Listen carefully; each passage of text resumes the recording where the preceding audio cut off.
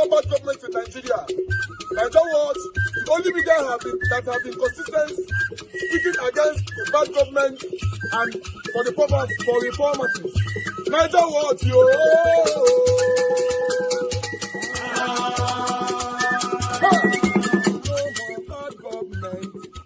No more bad government. Nigeria Watch. No more bad government. Nigeria Watch. No more bad government. The only media that have been speaking. No more bad government. The voice of the voiceless. No more bad government.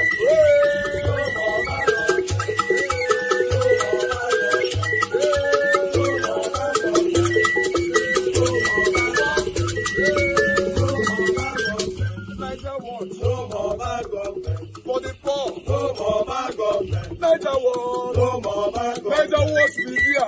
No more bad government. No more bad government. No more bad government. In Nigeria. No more bad government. No more bad government. No more bad government. The only media. No more bad government. The number one media in Nigeria. No more bad government. That have been speaking against government. No more bad government. Nigeria Watch. No more bad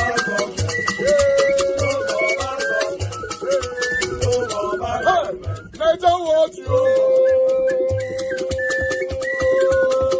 The voice of the voiceless. The voice of the voiceless.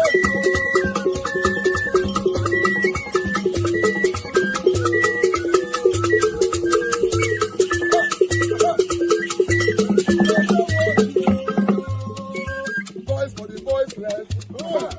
Voice for the voiceless. Nigeria Watch media. Voice for the voiceless. Nigeria Watch media. The only media that have been speaking against bad government. Being consistency since 1944. Voice for the voiceless. Voice for the voiceless. Umuwame. Voice for the voiceless. Umuwame. Voice for the voiceless. Voice for the voiceless. Voice for the voiceless. Voice for the voiceless. Voice for the voiceless. Voice for the voiceless. Nigeria Watch, yo. Look, there's not enough money in Aso Rock that you can just give out. Do you know that Aso Rock has its own small bank that they dish out money? They have their own bank there. Anyway, so no wahala. Let's speak. Thank you, my brother. The Igbos, and they will speak, but some of them, a lot of them are politicking. That is why their brain is tied up because of politics.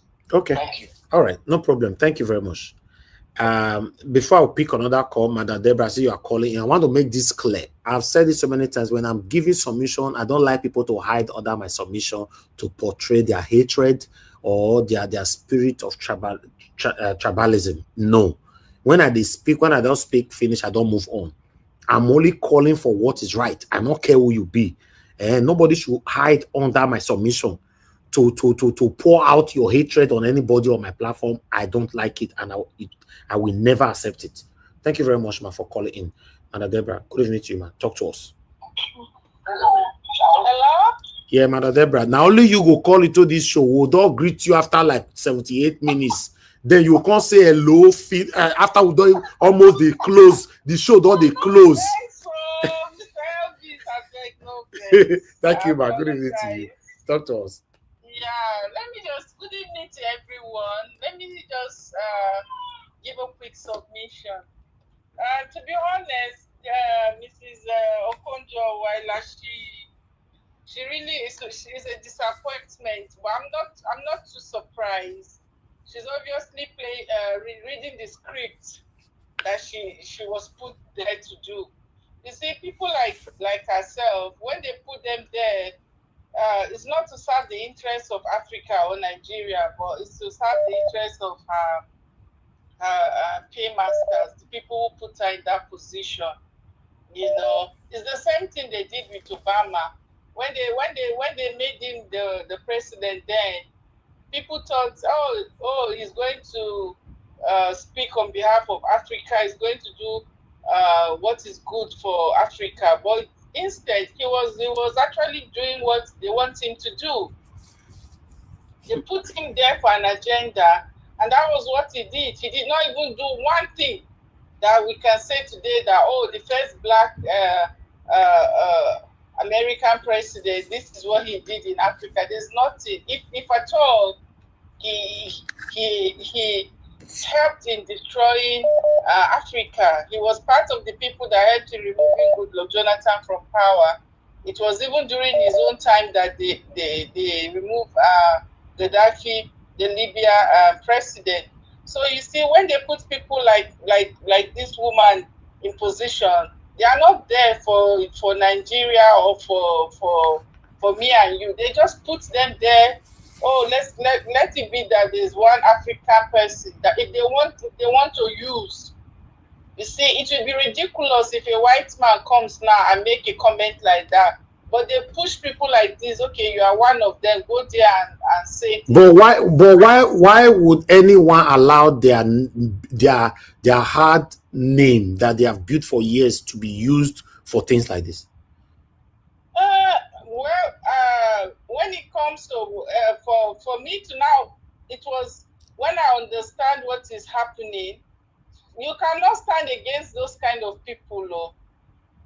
If Obama, when I knew that of Obama, and I knew how powerful those people who control the world, if they put you there, Mr. Elvis, it's going to be difficult, except you choose to just leave, to resign. Otherwise, if you say you are not going to do their bidding, you know what is coming for you. So it's not easy to refuse them. You see what they are doing to Ibrahim Traore, because he refused to do what they want. You can see how they are trying by every means possible to take him out. So if you want to work with them, you have to do their bidding. If you refuse, they accept you just want to resign and say, okay, I cannot do it. Let me just quietly leave. But if you still want to be there, you cannot refuse them more. So it's a very tricky situation. But like you said, for her to allow herself to be used like that, you know, it's shameful. She's actually bringing herself down without knowing, you see. Okay. But later on, people will see her for who she is. When Obama came into power, a lot of people didn't know that. They thought, oh, he's going to be good for Africa. But later on, people actually saw that they put him there for a reason. It's not because for him to do anything good for us.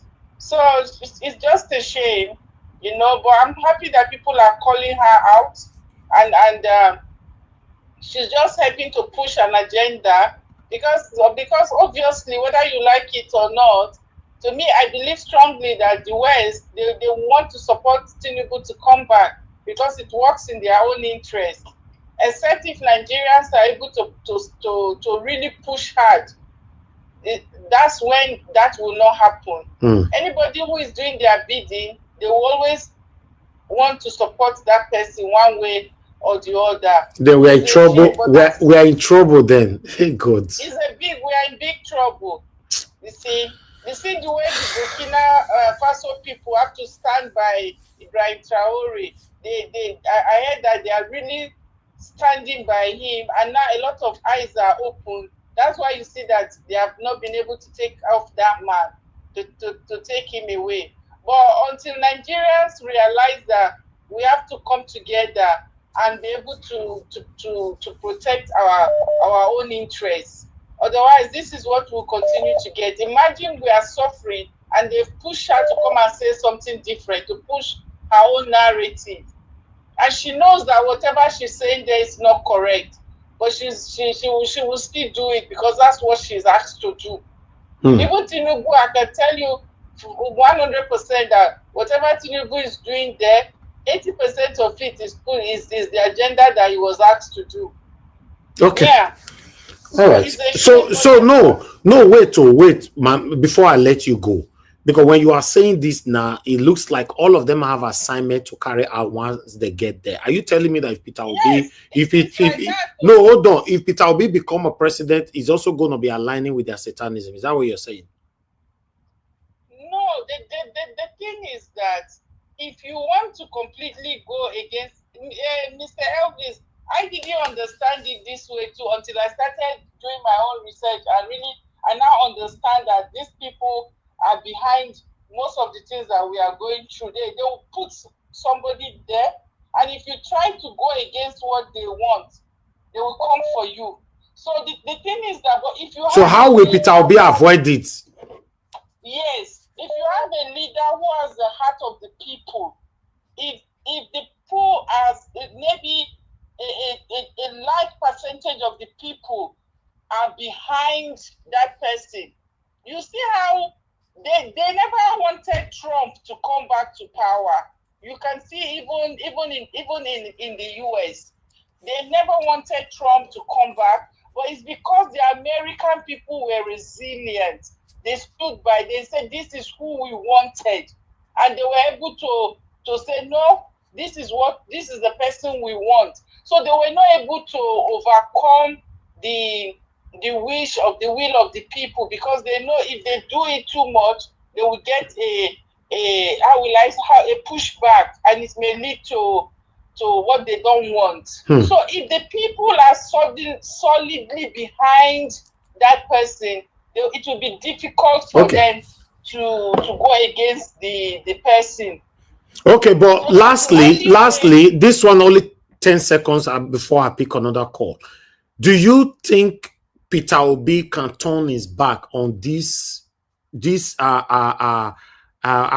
do I call these people that we don't know? Because we don't know who are telling them this thing. Slave masters. Okay, slave masters and cabals. No, they are called Mr. X. Good evening.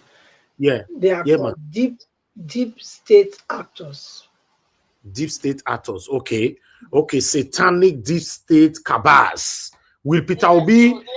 Can Peter Obi turn his back on them? What do you think about that? Like I said, that depends on the power of the people. That's the only. They look at the temperature. You see, just like they were not able to stop Trump, they tried, but they saw that. You can see that this last election, the US election, Trump won. He won with a landslide.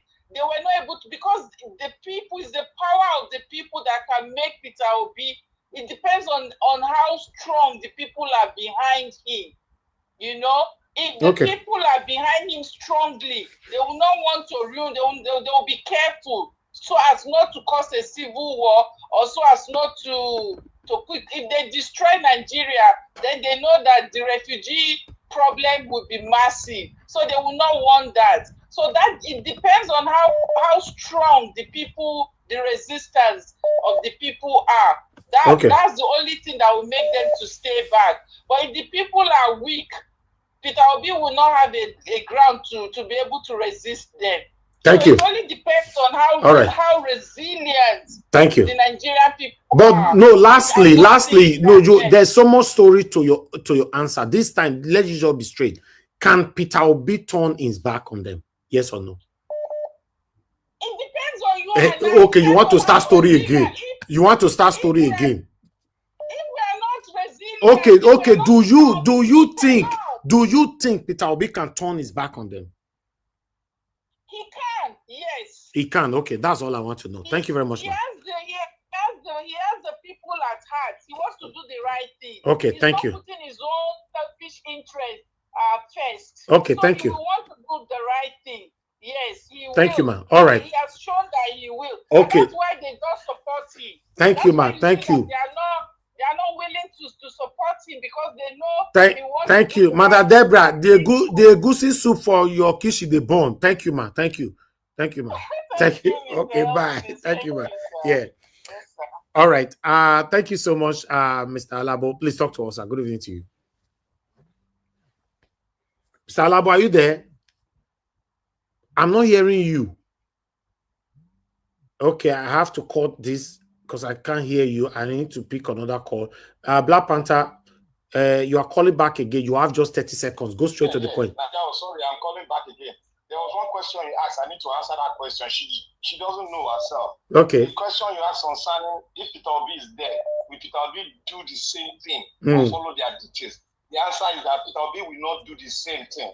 Okay. If you read the book on when they discuss about Africa in Germany, they said they are going to make Africa a farmland, which is what they are doing today. But Peter Obi said one thing, which is against the dictate of what they said in Germany. Peter Obi said we are going to farm make me coffee and kill our soil to feed our people. We are going to be self-sufficient. So Peter Obi is against them. That's why they didn't come close to Peter Obi during the election. They didn't come because Peter Obi carries the dictates and the thinking of everybody carries it. That's why it's very dangerous for them to come close to Peter Obi. So Peter Obi mandate, that is why they are fighting. Peter Obi mandate is very important to us, and we must make sure it stands because Peter Obi is against that amalgamation dictate they did in Europe against Africa. It's against it. He said we are going to take the soil, farm, and do what we got to do to feed ourselves, and that's what the so-called Western people don't want because they want us to buy from them. And what this man is doing today is importing almost 75% of food from outside. Okay, thank you. Thank you, my brother. Thank you. Okay, Mr. Alabo, for the second time, can you hear me? Mr. Alabo, I don't know what is wrong. I think you have issue with your phone because I don't pick you twice now. You know, if you talk to us, let me pick. Okay, let me try for the third time. Mr. Alabo, are you there? Yes, I can hear you now. Okay. The other time you called my name and Black Panther was speaking. Good evening, sir. Okay, good evening to you, sir. Quickly, talk to us. All right, I just want to disagree with Black Panther. Let us not push. He's speaking as if he's a spokesman of Peter Obi. Peter Obi is not against the West. Please let us mind the narrative we are pushing out. He's not against anything of the West. Peter Obi is a Nigerian who is passionate about the country. Peter Obi will work with the West. And the West, they don't hate Peter Obi, and Peter Obi does not hate them. The only problem we are having is that the West take advantage of corrupt people because of the cases they have. Just imagine what happened in Kenya. The guy has good intention, but because of his corrupt cases, he fall for the West. And our president, we know the problem we have in US and other countries. So he can't do anything without dancing to what they want. If Peter Obi get into power today, the West will work with Peter Obi. There will be no problem. But Peter Obi will do because he will not have any cockroach in his cupboard that they are going to use. No, they will not have a relationship with them. He will have a good relationship, but the interest of Nigeria will be higher. No president will enter a country without working with the West. They are the masters. They control every country. They control economy across the world. So you cannot do without UK. You cannot do without America. No country can do without. Even China that is big today, they are still struggling with America and they can't do with them. Okay. So that is one thing we should understand. Thank you. Thank you, Mr. Najawi. All right. Thank you. Thank you, Mr. Alabo. Okay. I have more. God. Say callers on you capture this platform today, you know. Mr. Christopher, please, I'd like you to talk to us. Oh, I lost that. Okay, let me call you back. Mr. Christopher, are you there? I'm calling you back. Just speak. Now, on phone, no, they do in a hand. When person they call back, you just call now, returning the call, then the phone is ringing. I have to cut it. I don't understand. Many people, they do this thing. On phone, no, they do in a hand. Anyway, thank you very much. I need to move on. Now you are calling back again. Mr. Christopher, are you there? Can you hear me, sir? Hello. Good evening, sir. Yeah, I can hear you now. Please go ahead. Talk to us. Good evening to you. Huh? Mr. Christopher, me, we can hear you. Okay, you have a network issue. Sir. Go ahead. Yes. Okay. I just want to talk about my Okonjo Iweala, the statement. Okay. Now, that statement, to be sincere, she's only speaking the art of her paymasters. We all know that she knows what's going on, but she can't go against her paymasters, which is IMF. And those people, they sent her to come and give a little credence to Tinubu's government because they know that the Tinubu is really not doing, but as long as he's doing what they want, they just want to give him a little credit. So why did she allow herself to be used? Why did she allow herself to be used? Good. Now she needs to remain there. And for her to remain there, she has to do what they want. These people, with a snap of a finger, they will ruin her life overnight. Just even 1 second. She knows what she has done to get there. To remain there and remain alive, she needs to do what they want. It's just like political power. Now you ask a question. If Pio is there. We did do according to what they want. No. Do you know why? That is why PO told us. He said, if you want to clean well, you need to come through the door. Now, if you come through the window, anybody can implicate you. Anybody can decide to blackmail you to do anything. And we all know that Tinubu has a bad record. We all know that Tinubu is not doing what Nigeria wants. So, as for PO, as long as he doesn't have a criminal record, so what do they want to blackmail him with? So he will always do what the people want, not what IMF want. Thank you. So as for that, I'm rest assured that from my political perspective, I just feel that's a political discussion. Then as for PO, we're rest assured that he cannot dance to their tune. Thank you very much. Thank you, my brother, for saying that. Sir. And that is why, if you notice, he's dancing on the one time, because he knows that with that one time, he can do comfortably without them trying to do what they did to Jonathan with his own government. Okay. If you notice, Jonathan went against Obama, which is that gay right and some other things. That is why they partner with Buhari to do that insecurity in the north. To have a leverage to remove Jonathan. Thank you. Thank you, sir. Thank you very much. Yeah, I appreciate it, sir. Yes, sir. I'll have a blessed day, sir. Thank you for the great work. Thank you very much, sir. God bless you. Thank you. Okay. More person. Oh, God. Okay, let me pick the last call for today. The last call. Mr. Joseph Orji, you are calling back again. I would like you to quickly. Oh, Mr. Joseph Orji, you never felt calling, Abi? I don't. Oh, yeah, you don't feel calling. Talk to us, sir. Well, I just want to bring about the last caller. Yes. Saying that Okonjo Iweala is she's on her second term, so she can't go for any other term again. She's still, at this stage, she has the leverage to say as it is, to say whatever the exact situation to President Tinubu. If there's anything, she's not dancing to any IMF. She's dancing to Tinubu. She's just trying to rock the boat. That's all. She just wants to play it along with the government and try to be a little bit diplomatic. And that was why the same tune that Tinubu's government has been playing for a few weeks now about stabilization, that's exactly what she repeated. She has an alternative because she doesn't need another term. She cannot get another term of trade because this is her second term, and that's it. Okay. So she has she's just to be frank, let's say it as it is. Okay. She's dancing to the Tinubu's government, and that's it. Thank you, sir. Yeah, that's it. And then, no one is holding her behind from saying the right thing. Thank you, Mr. Joseph Orji. Thank you, sir. Thank you. Thank you. Yes, sir. Oh, sorry, I've caught it. Okay. Listen, let me come in before I go to my panelists. Let me quickly say this. I was listening to everybody. Oh, she was doing this because of the people behind her, blah, blah, blah. Mr. Joseph Orji now submission just make it very, very clear that, okay, she have every right to do it her own way, not the pressure, if there's any. But for me, I will say this, like I normally say on this platform. What happened to I resign? What happened to that?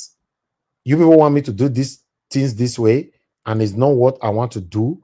So unfortunately, please, I want to resign. What happened to that? It's a question that I've been asking. Maybe some of my panelists will take this. I don't understand that comment from that caller. What is it that he was talking about? That our position at the work. Make we not prolong this thing today again. All right. Please. No. The question, what he's saying is that she's on her last tenure. She's about to round up her tenure, so she have every right to say no to whatever pressure, if there's any. Simple. That's what the caller was saying. You know? So, but my question is, what happened to I resign? Why can't our leaders resign when they are facing pressure? Who is giving her the pressure? Who is she Exactly. holding to? I don't know. Like people are suggesting. Because of our current position, allegedly. Is it Tinubu that appointed her to the wall? Is it the president of Nigeria that appointed her? There's some people who is saying that now from that side, allegedly. Let's assume. everything is based on assumption now, allegedly. But for any reason, if this assumption is true, why? In fact, this question is for every one of us listening right now.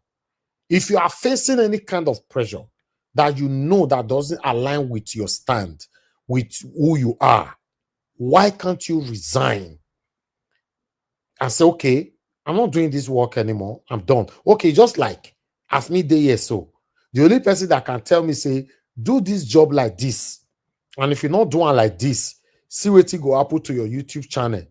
And the only people who go say that to me, now YouTube people will get the YouTube. Abi, when they get them, now the people will get them. So they'll meet me now, write to me or call me.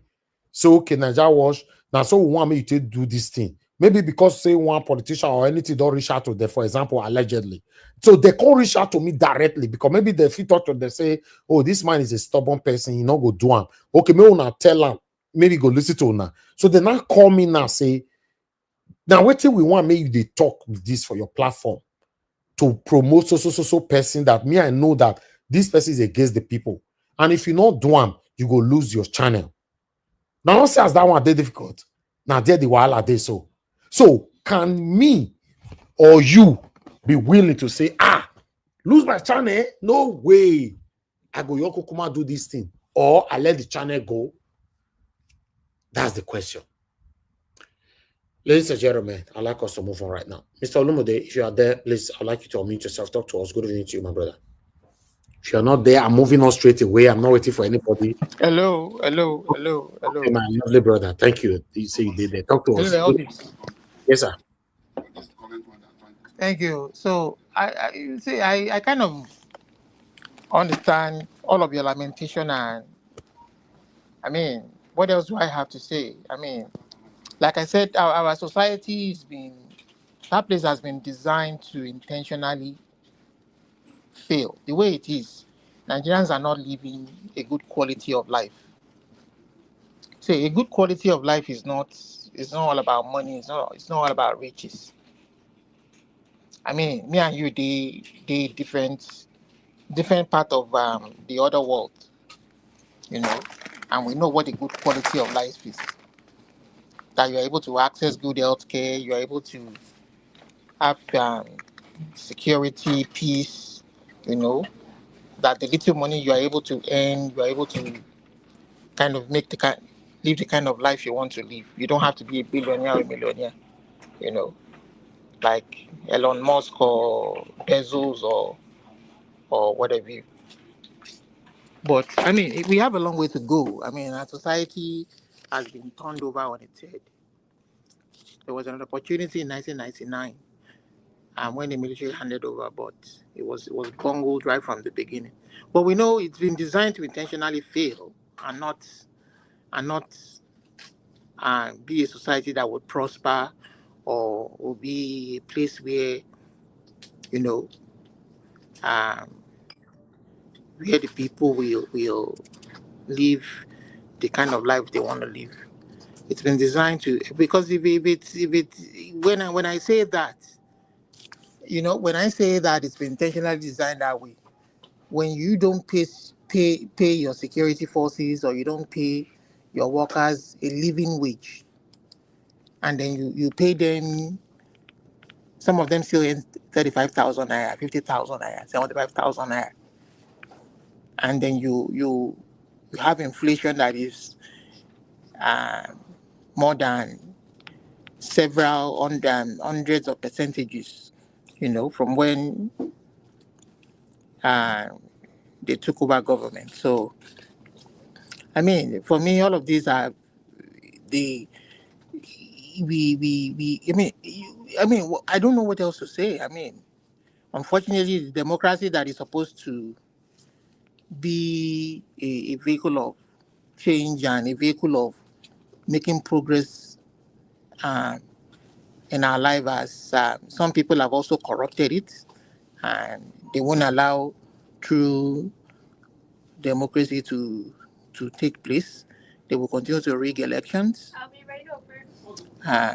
They will continue to suppress and keep the people suppressed. Unfortunately, I mean, it's so sad what we're seeing, and hopefully, maybe the people can one day rise up and take back their country, um, and make it what they want to be, to make it intentional for them, for themselves, how they want it to be, and we will be the pride. Um, so sometimes I think to myself, I mean, Nigeria could have been the pride of the black race, you know. It could have been the pride of the black race from 1960. Perhaps if somebody like maybe or Awolowo had taken over, you know, with what he did in the Southwest, maybe if he had expanded it to the country and it would have been the pride of the black race. It would have been the pride of the black race, but sadly, um, the country is just a shit show right now. Elvis, I don't know what else to say. I mean, I rest my I rest my case right now.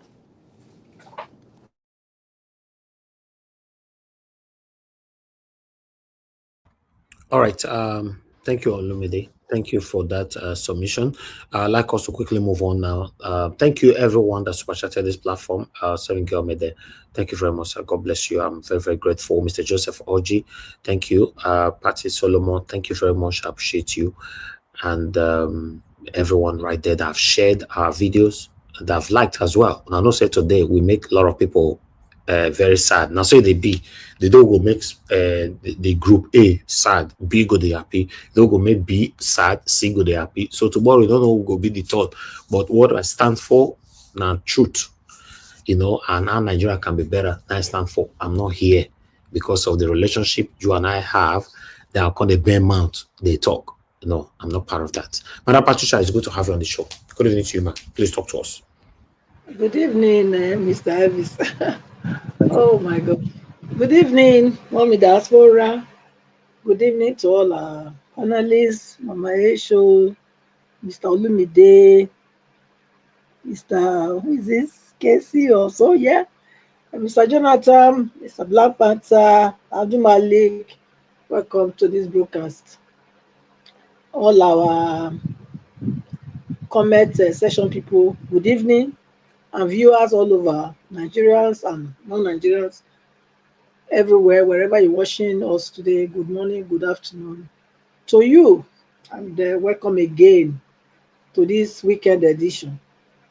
Yes, Mr. Elvis, I want to apologize, and also, of course, to everyone for my joining the panel and not being able to speak. You know, it happens.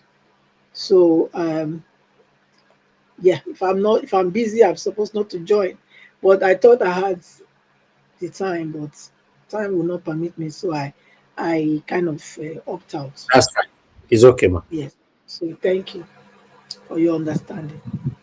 I want to take us back memory lane, okay, and also bring my own uh, submission to bear. Please give me some time, okay.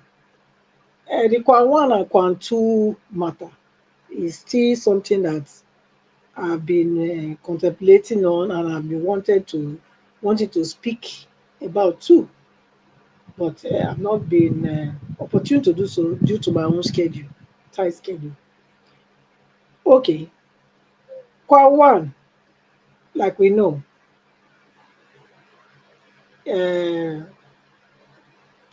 is not being punished for anything, because I follow everything. Kayamo came out to say it's only 1 month. They reverted his 6 months ban or whatever. Now he's made ambassador. Kwan 2 has been released for serving, being in Kirikiri 3 days. Just imagine. Poor girl. Now, I want to bring another aspect of what we didn't see in that episode. My own opinion is that they were looking for a scapegoat to do their dirty work like they are working normally. This is Nigeria for you. They have a selective judgment. One for the elite, then one for the ones that they think and nobody's. That's what you saw playing out.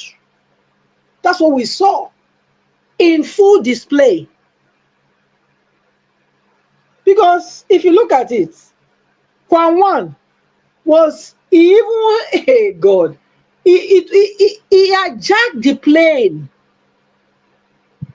He hijacked the plane. But what did he get? A slap on his wrist. Well done, boy. You've done well. And then Kwan Two. What did we see? We've not heard of the so-called Jane, the air hostess, which I believe, that it was a setup. She was used to try to downplay or try to repaint the image of the aviation authorities in Nigeria. Because, okay, you only show one side of what happened. You didn't show the other side. How come? So I think what we are saying about Kwan Two is a scapegoat attention or attempt went wrong. It went wrong because they were supposed to use this girl as a scapegoat for what Kwan One did, but the mission was aborted because they didn't know how to play it to make it look like, yes, they got it right. So that's what I can see. Because I saw a video where the girl was trying to go left, the air hostess will block her. The girl will try to go right, the air hostess will block her. Excuse me. Even if you say somebody has what's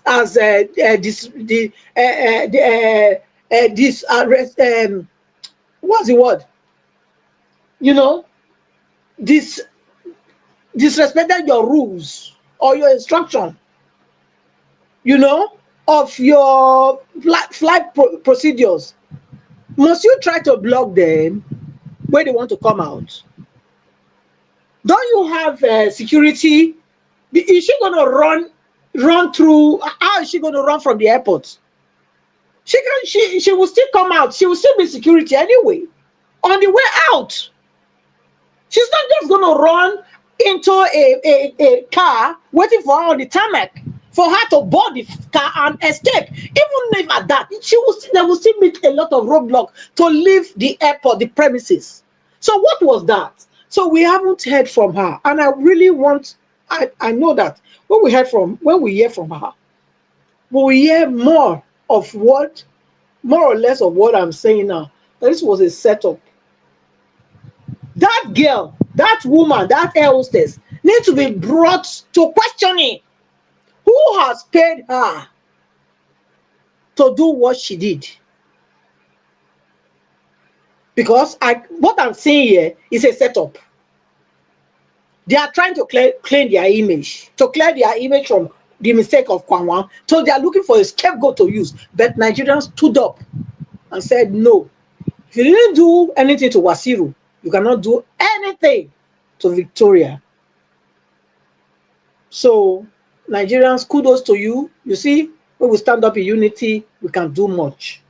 So let us keep the pressure on our oppressors, because there are not many that are oppressing us. We are more than they. We are stronger than they. So let's keep on this momentum. Don't back up. Don't back off with it. Keep it up. Whether it's Yoruba, Igbo, Bini, Urobo, Hausa, whatever the tribe, once injustice is done, meted to any one of us, we should all come out and lambast them. Make sure we drag them from anywhere they are and make sure they do the right thing. So kudos to all Nigerians that have done this. And then going to Dangote, look, Dangote is a disaster. If you ask me, if I had the power, I will stop Dangote from operating immediately. Because how many employees does Dangote have that gave him that temerity to to be abusing the roads in Nigeria. Temerity. How many employees? How many people does Dangote really employ in Nigeria? Oh, they sing it in Arise. Oh, if our want to do this, we want to kill it. We want to look. All these Rufai, all of you in Arise, una get big problem. Now, not be problem of Nigeria. Dangote, he came. Dangote killed every other person that is competing with him. Is that a fair market? No. It's not a fair market, and it shouldn't be like that. A country like Nigeria should not have a monopoly. Nobody should have monopoly over anything. Which means, if Dangote wake up tomorrow and say, if you, I see him with Big Gates all the time. If you get up and say, okay, they want to come give us what you go buy us, all of us, for food. Now Dangote food now go come by Nigerians. That's why it just be one and know that one. Because these people, they are not thinking about you. You have to know that they are only thinking about money. Dangote trucks destroy all the roads. Yet, I don't know how much tax he's paying. They say he's employing. In fact, the government is giving him money. And I believe it's even all these corrupt politicians that are putting their money into Dangote business to make it the only dominant factor in Nigeria markets. That's what it has become. Because every other ones have closed. Only Dangote is remaining. Dangote is into cement. Is into salt. Is into petrol. What did I see what they do? Many other things when I not even didn't know. Only Dangote. Now only Dangote not even for Nigeria. When they ask when I said that question, only Dangote they exist. You know that person get brain enough to operate that thing before Dangote when Nigeria not surviving. Nigeria not have people that were capable of supplying Nigerians what they require or what they need on a daily basis. Must it be Dangote? I don't understand. Then you don't keep to good practice of the industry. Your trucks are dilapidated. They don't have brakes, most of them. Motorboy have to jump out to be using wood to waste truck. So I don't know. Your drivers are not trained.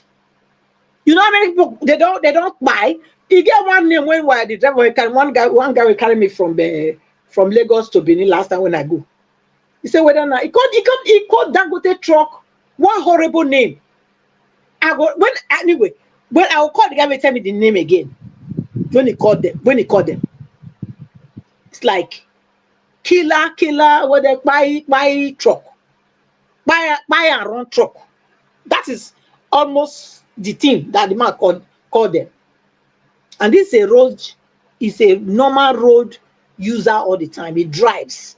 Driving is his profession. So he has seen a lot of havoc that Dangote truck has caused. So Dangote, people are praising him and in Arise. And in Nigeria, I want to let the one when he come up, they want to kill him. How? You know how many people Dangote is killing with this is philanthropist, a capital philanthropist. Philanthropism that is doing. You know how many? Because this girl now, okay, somebody could speak for her. What about those that nobody could speak to? Speak for.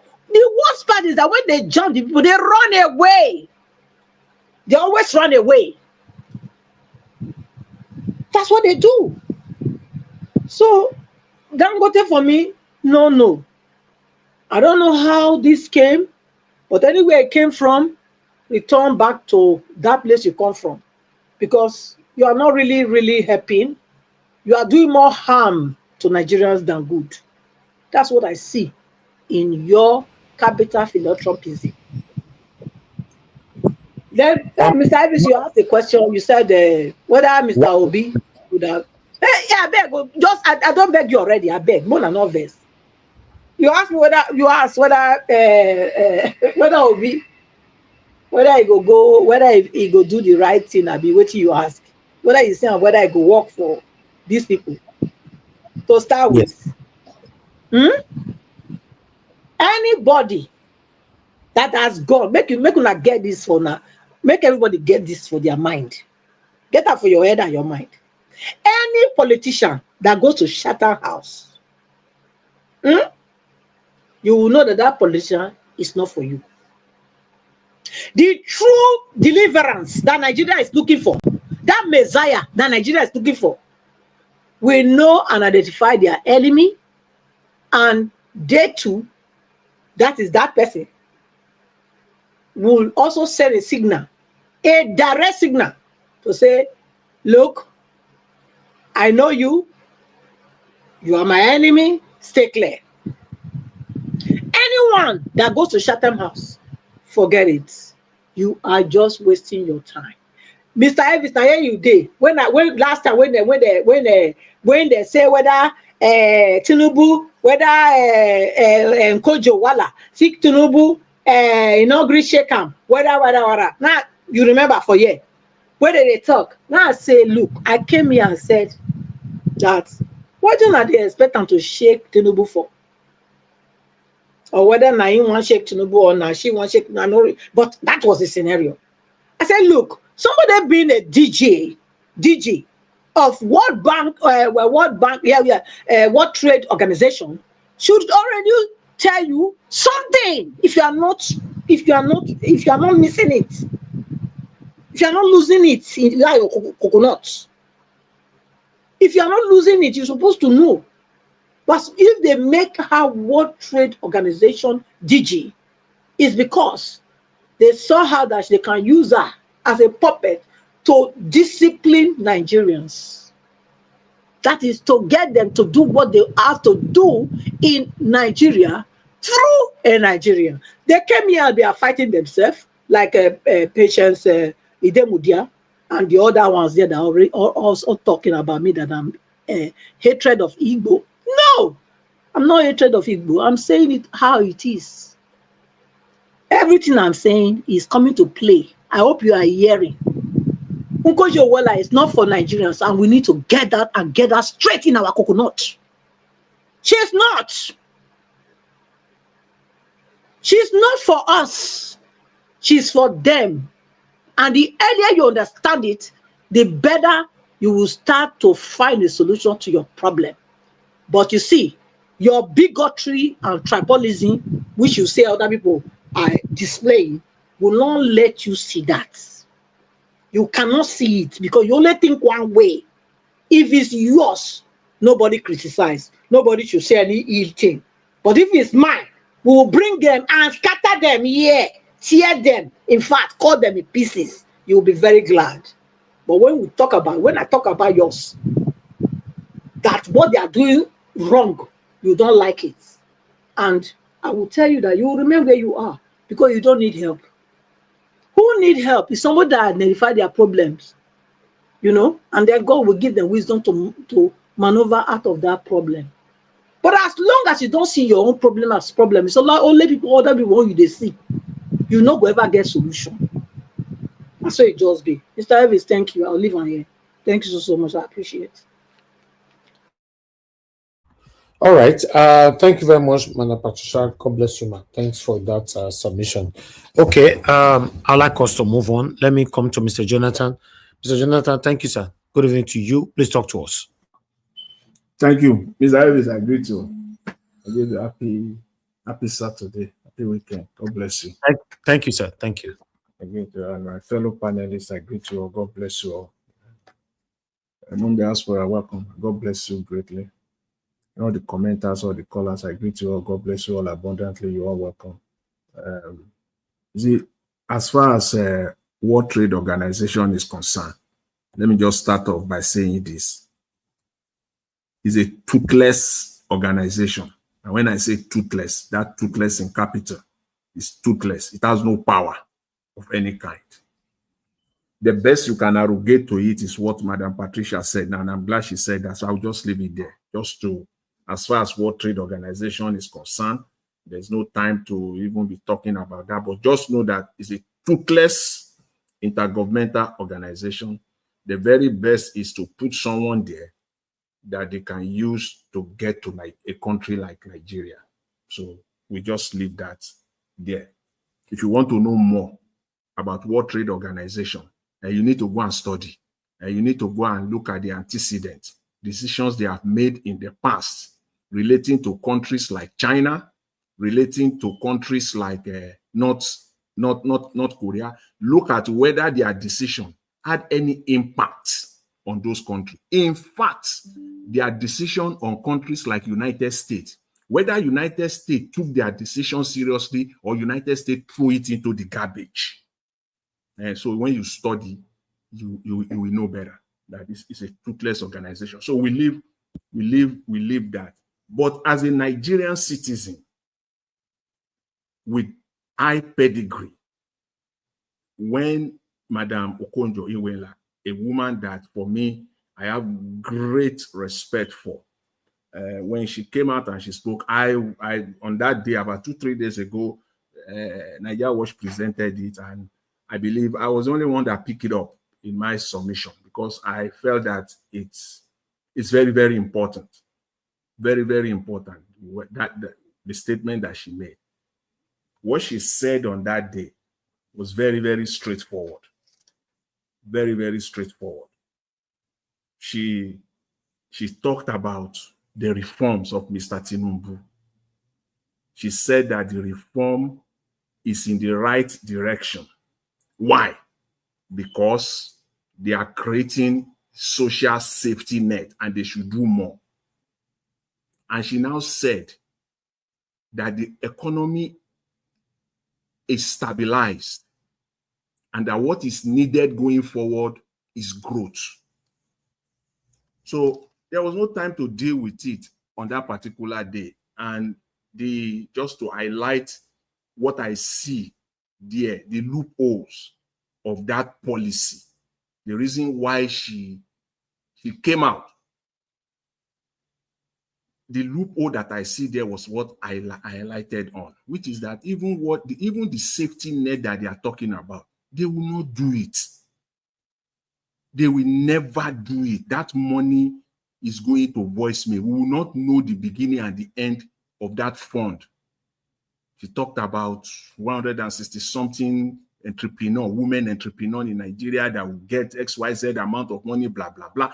That the money is going into voice. Nothing is going to happen. The money is going into politicians' pockets. But the error, I'm not going to go as far as saying everything she said was arrant nonsense, as Chief Bode George characterized it. But I would say she was disingenuous. She was not really, really sincere. As an economist, who she is, a one of high pedigree for that matter, I would just say she made a pure political statement for whatever reason. Madam Okonjo Iweala knows very well that Nigeria economy is not stabilized. No, she knows that. There can't be any growth in Nigeria where the money in people's pockets is being depleted on a daily basis. Nigerians are getting poorer on a daily basis. The money has no value. So there's no way you can come out and say the Nigerian economy is now stabilized. She knows well. You know the reason why she made that statement? She knows that there can't be growth without stabilization. So she had to put that in the up front, because before she start talking growth, she's a very smart, at least economically, she's a smart woman, well-learned. So she knows that very well. And that's why she said the economy is now stabilized. Madam Okonjo Iweala knows very well the Nigerian economy is not stabilized. And when she talked about economy stabilization, of which economy is she referring to? Is it the Nigerian economy, where everything is based on lies. See, they have built the Tinubu and his gang. They have built the entire Nigeria economy on lies.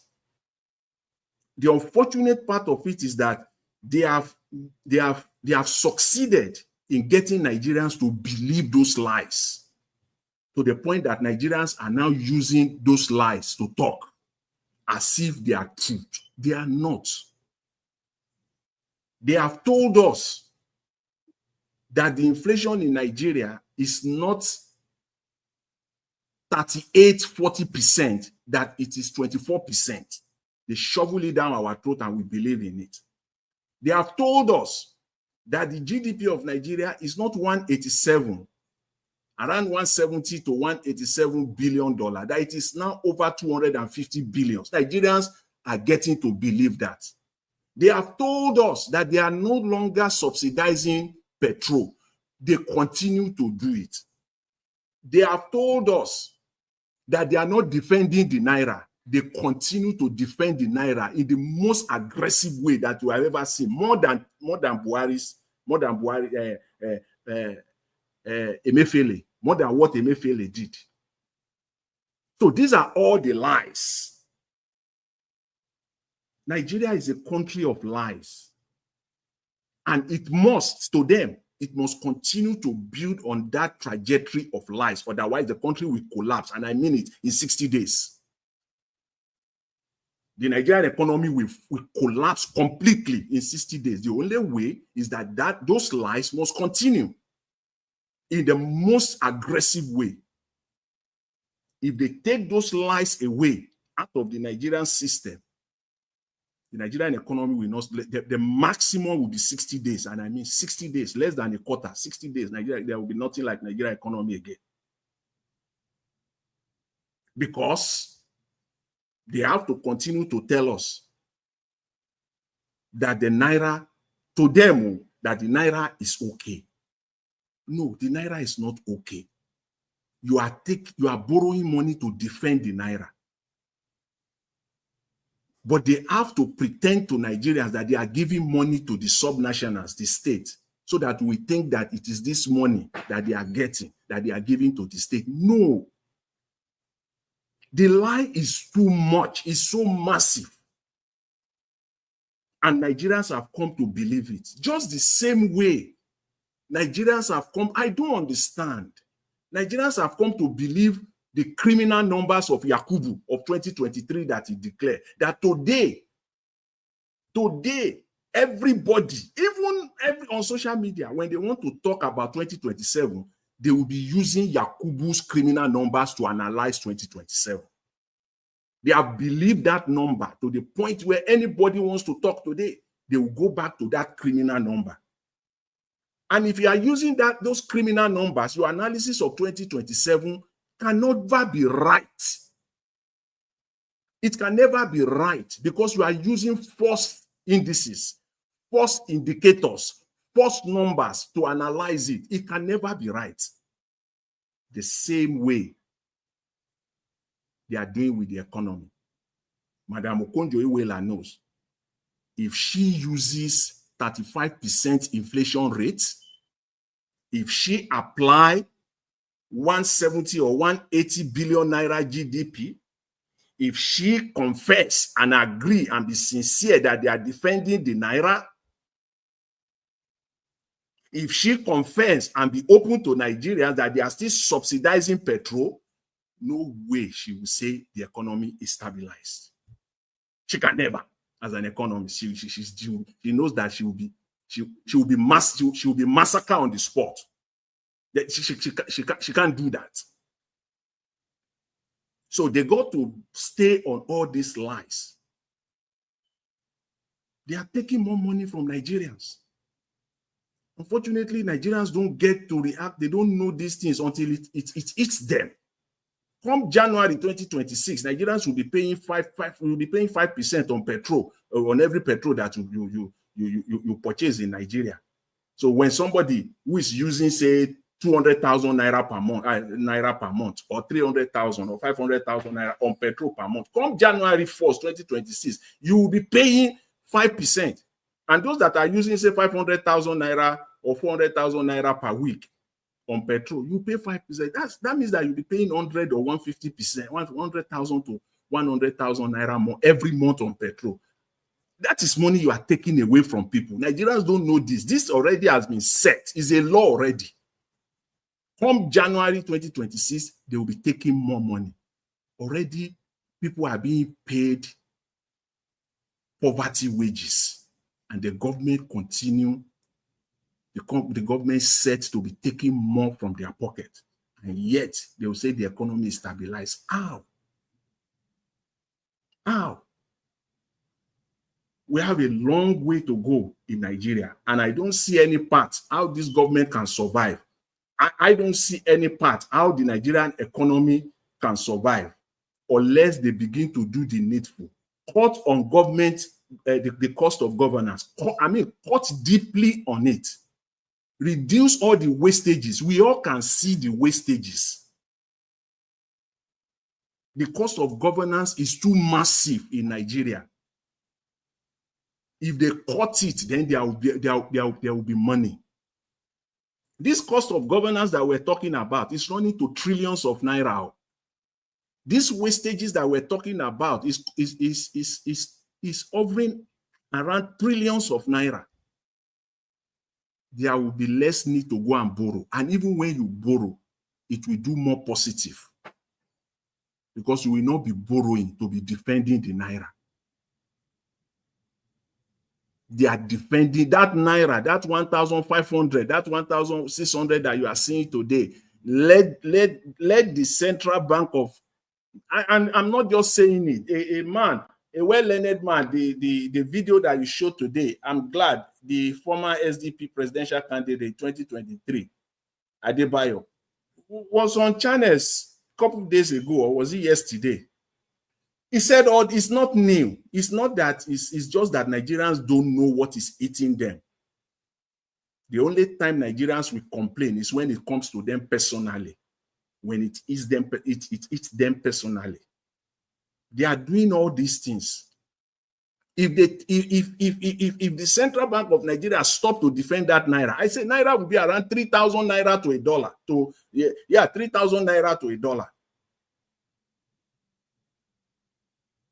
And because they want to borrow and they want to continue to borrow, they have to give us a crooked GDP number, a crooked inflation number.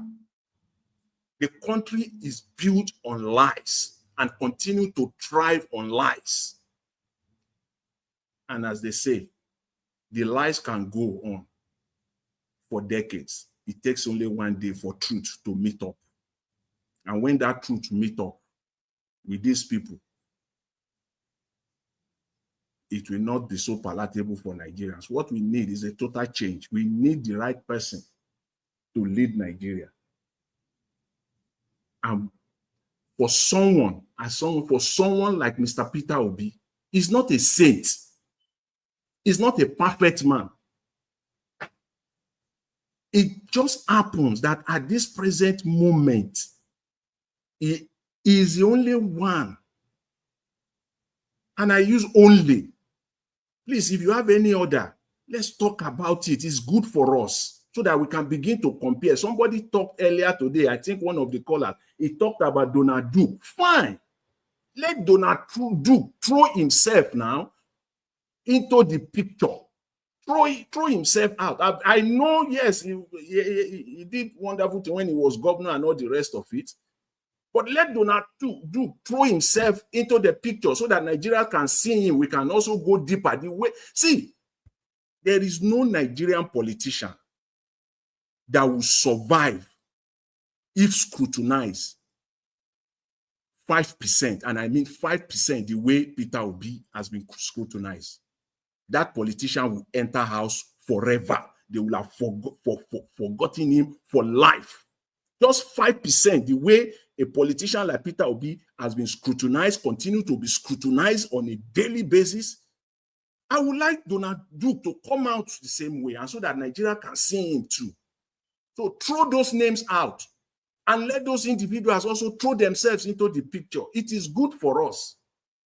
Yes, so that we can see and we can analyze and know which one is better, which one is best for us. But as it stands right now in Nigerian politics, it's only one, not two. It's only one. Name other one amongst them, and we put that individual, a male or female, side by side. As we always say, there are many Nigerians that are brilliant. There are many Nigerians that are competent. There are many Nigerians that have compassion, but they are not throwing themselves into the picture. Let them come out. And finally, I will say this. If Madam Okonjo Iweala believes that the economy is stabilized and that what is needed is growth, let her throw herself. Yeah, let her throw herself into the picture also. But one thing is this: she will not even agree to work for Mr. Tinubu. So what she said was just disingenuous. It's not fair to Nigerians. The Nigerian economy is not stabilized, so there can't be any growth. Thank you, Mr. Elvis. I'll leave it there for now. Thank you, Mr. Jonathan. Thank you, sir. Thank you. Casey, if you are there, please talk to us. Casey, you are not there right now. Mama Isho, if you are there, please talk to us. Mama Isho, you are not there. Abdul Malik, please talk to us. If they are not. Yeah, good evening, Mr. Niger Watch. Mr. Elvis, if they are not there, let's take it over. Let's give us 20 minutes each. Yes. Abdul Malik, go ahead. Talk to us. Good evening to you. Yeah, good evening, Mr. Niger Watch. Yes. Good evening, everybody at the panel. Good evening, Nigeria. What this woman said, it's like it's not correct. It's not right.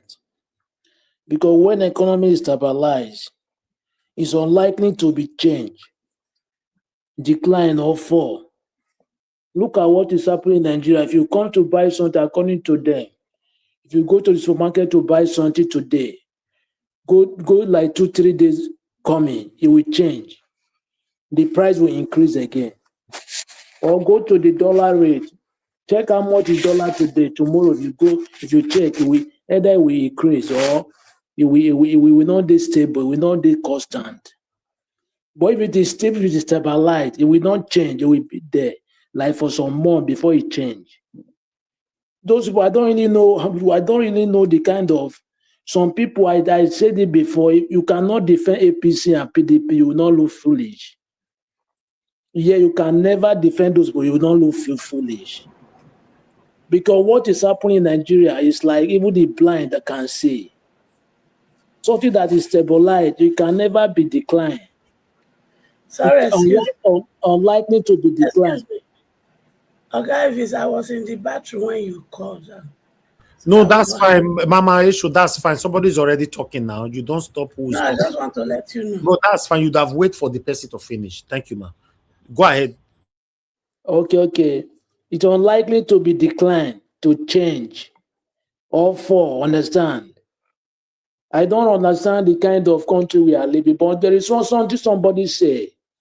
IMF is like we quickly to forget. Is it not like last year ended, right?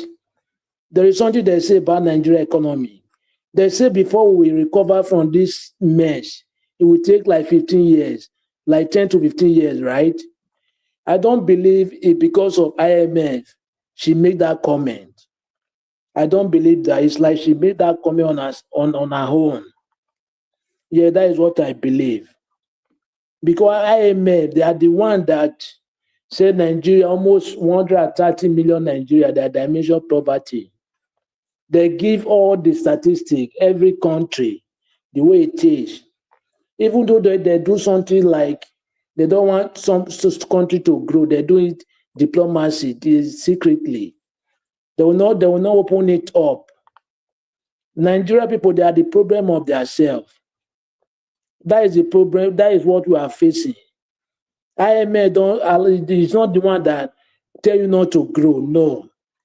What happened in America? Somebody call, right? Somebody make that comment in that submission. They don't like Trump because Trump is just like He say you don't agree with them. But you see what happened? Is it not the one that won the election? It's the people that determine, it's not IMF determined in a country. The people, the masses, they have the power to say whatever they want to do in the country. But just because of Nigerians, they are not united. That is the major problem we have. Just take a look now. Some people now, no matter how the situation it is in Nigeria today, some gullible ones, all those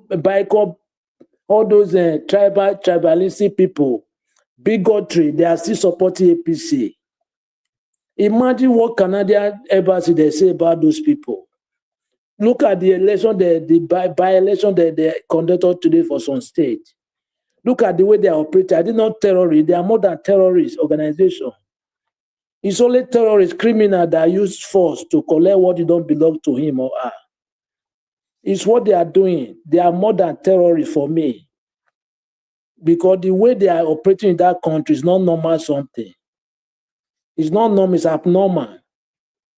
They don't govern country like this. That is the reason why we don't get it right, because most of the people that are fighting for one Nigeria, we are not even united. We are still fighting ourselves instead of, because those people that are causing pain for Nigeria people, they are everywhere in the country, everywhere, all the region. Yeah, there are only few people everywhere in the region, not only one particular region. You need to officially those people out to talk, to feed them out and talk to them, to deal with them. Not me and you. Me and you are not the problem of Nigeria. That's why we don't get it right. Look at what happened in Kwama. How can somebody, a plane is not a bike. How can you hold plane? How? Can somebody hold plane? It looks somehow, it looks stupid. Anything can happen in that country because of there is no law. That is the major thing. There is no law because the country, the way the country is, no law. Impunity.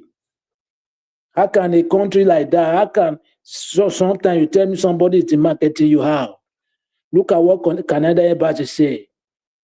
Now everywhere you can, anywhere you are, you can watch anything you want to watch in your system. Everywhere, all the world, they are observing what is happening in Nigeria.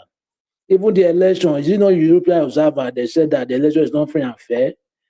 They know, but they cannot do anything. They are waiting for the citizen. But this is that they cannot do anything on themselves. That is the major problem we have. They cannot come and help you, but you must start it first before United Nations, UN will involve. Yeah, that is how they work. But we citizens, they don't even, if they give you 20,000, how much is it going to, how many times? It's not even going to take you for one day. 3 mil is finished. You will suffer for 8 years. Imagine. We have a very long way to go. A country that there's no law, there's not this happening, but the citizens, they don't really understand the way they operate. Thank you very much, Mr. Nigeria Watch.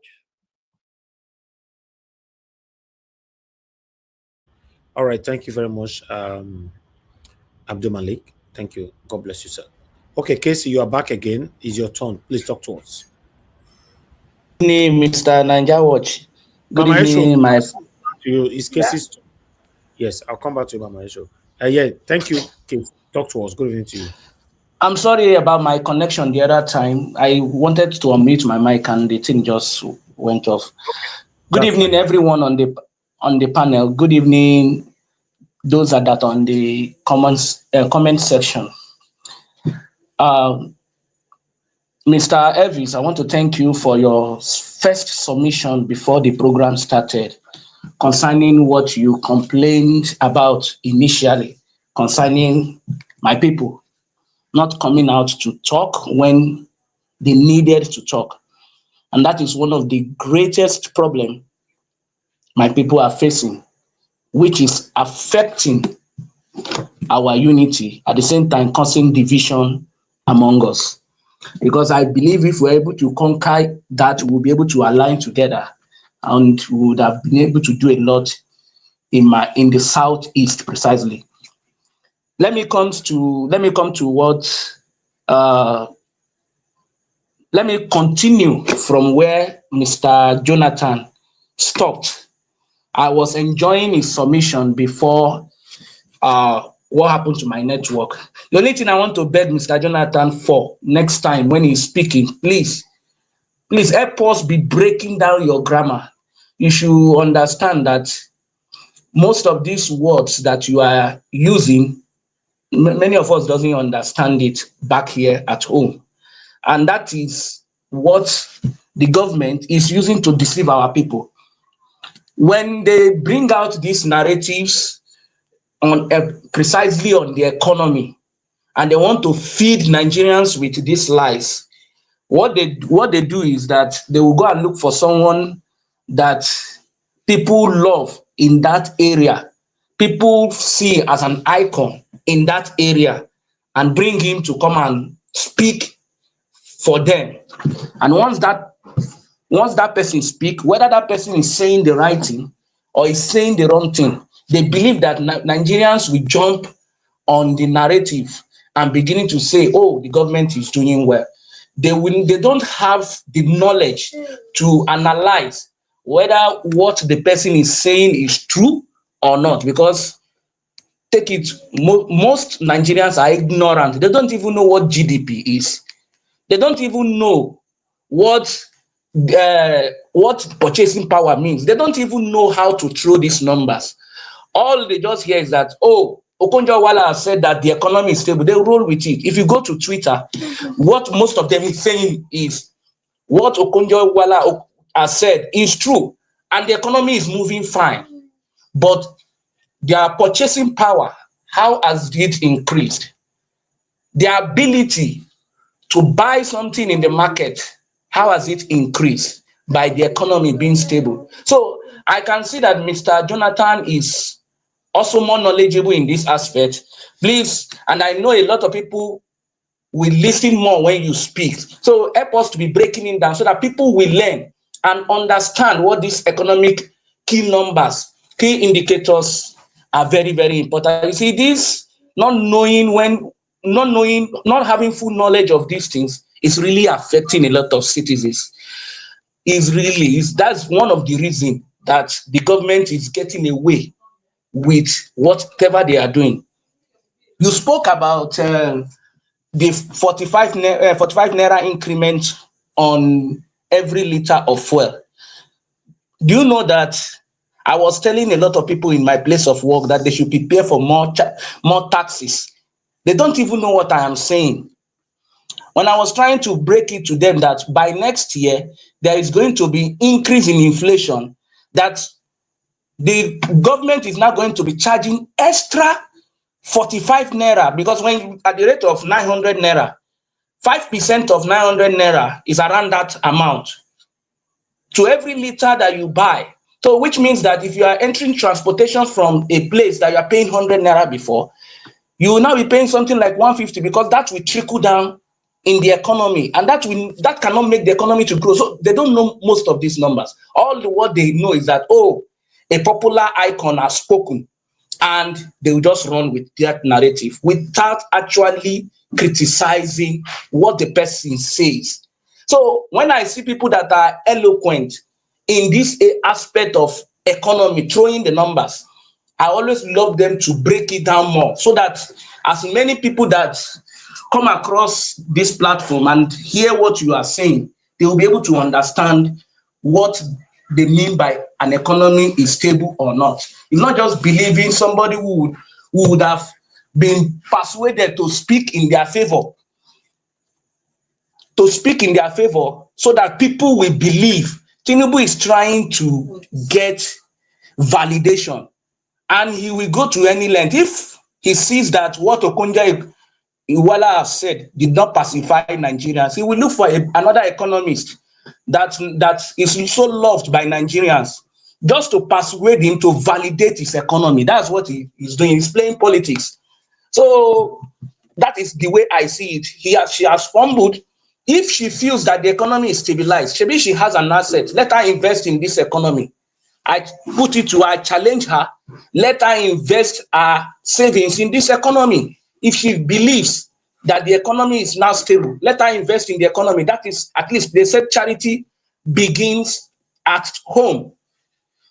So that is what I want to say about that narrative she put out there, knowing fully well that Nigerians will not be able to digest that statement and put it in a proper analysis.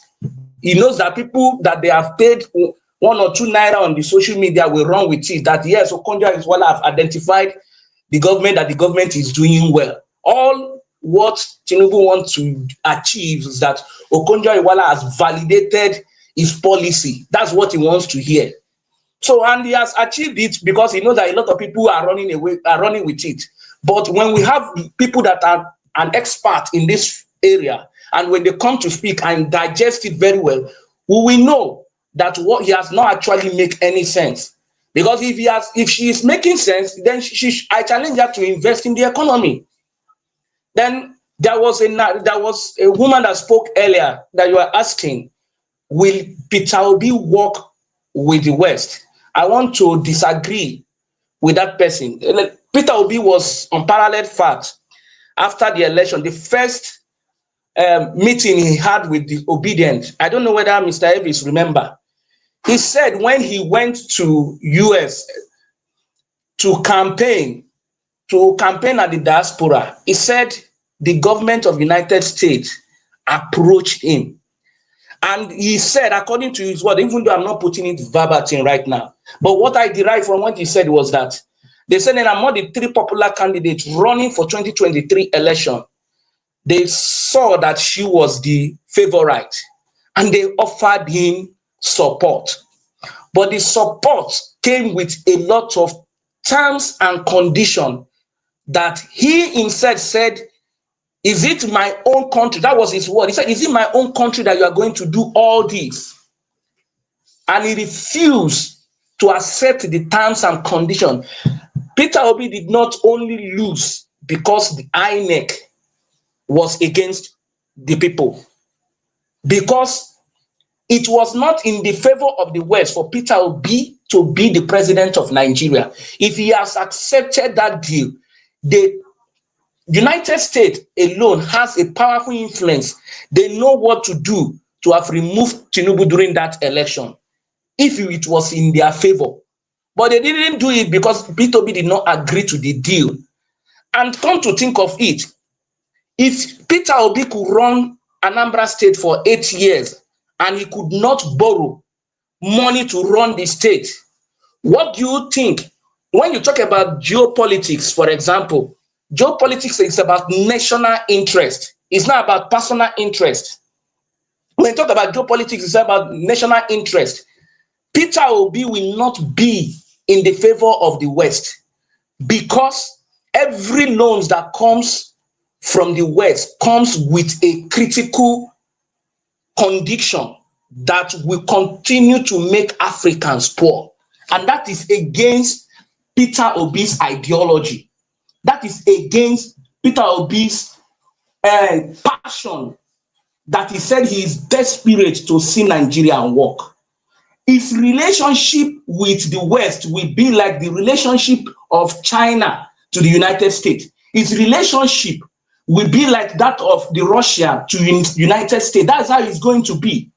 And Nigeria will have enough at their scorecard to bargain well, because he does not have cockroach in his cupboard. Peter Obi will be in a good position to bargain because he doesn't have anything to be blackmailed on. But it will never be in the favor of the West, because take it. Most of the things that are produced here, that they are getting the minerals, resources, the resources from Africa at the cheaper rate. Do you think they will want a president that will now make the value of their currency to be at equivalent with their own, so that they cannot buy a kilo of lithium at times 10 of what they are buying it now? So these are the issues. Peter Obi is not fighting for himself. If he was desperate, he would have won, even with the rigging. he will still win that 2023 election, and INEC would have declared him, because America has what it takes to have removed Tinubu from that election. Until today, it is still alleged that America is still claiming that Tinubu is their asset, and they have not come and denied it. So we should know that the man is, for him to stand the way he stands, he's not standing for himself, he's standing for the entire, people see him beyond Nigeria, they see him as an icon. The last time he came, he was planning to come to Ghana to speak. Remember, the Ghanaian government cancelled that event. He, Malema, and one other person from Malawi. Well, there's one other activist that was coming from Malawi. Two of them was coming to Ghana to speak to the Africans that are in Ghana. They cancelled that program. When this guy, when this man speaks, he lifts up the unity of Africa. So we should know what Peter Obi is fighting for. It's not just about positioning Nigeria to begin to have the power that they have within themselves. Nigeria has what it takes to compete with those global powers, because we don't actually need anything from them. We don't actually need anything from them. We have what it takes to be sustained. Thank you. Let me just round up with this. There was something they were saying about Donald Duke. Who did Donald Duke supported in 2023 election? Donald Duke supported Peter Obi. If Peter Obi was president of Nigeria today, you would have seen Donald Duke in his cabinet, because I know Donald Duke worked for Peter Obi in 2023 election. We should understand something. Donald Duke is another good candidate, but can you withstand what Peter Obi is withstanding right now? Can he go through what Peter Obi is going through right now? Can he be torn apart the way Peter Obi is being torn apart? He knows, and that is why he didn't come out to run for presidency. But that doesn't mean that he's not a credible candidate. He's a credible candidate, but he measured his clothes according to his size. Let me stop here. Thank you very much. All right. Thank you very much, Casey, for your wonderful submission. God bless you. I'm grateful. Mama Esho, please talk to us. Yeah. Thank you. Greeting, beloved Elvis. Greeting, Mommy Diaspora. Greeting everyone in the panelists. Greeting the listener. Greeting the viewer, the commenter, and those who will listen later. You see, when I talk in rage.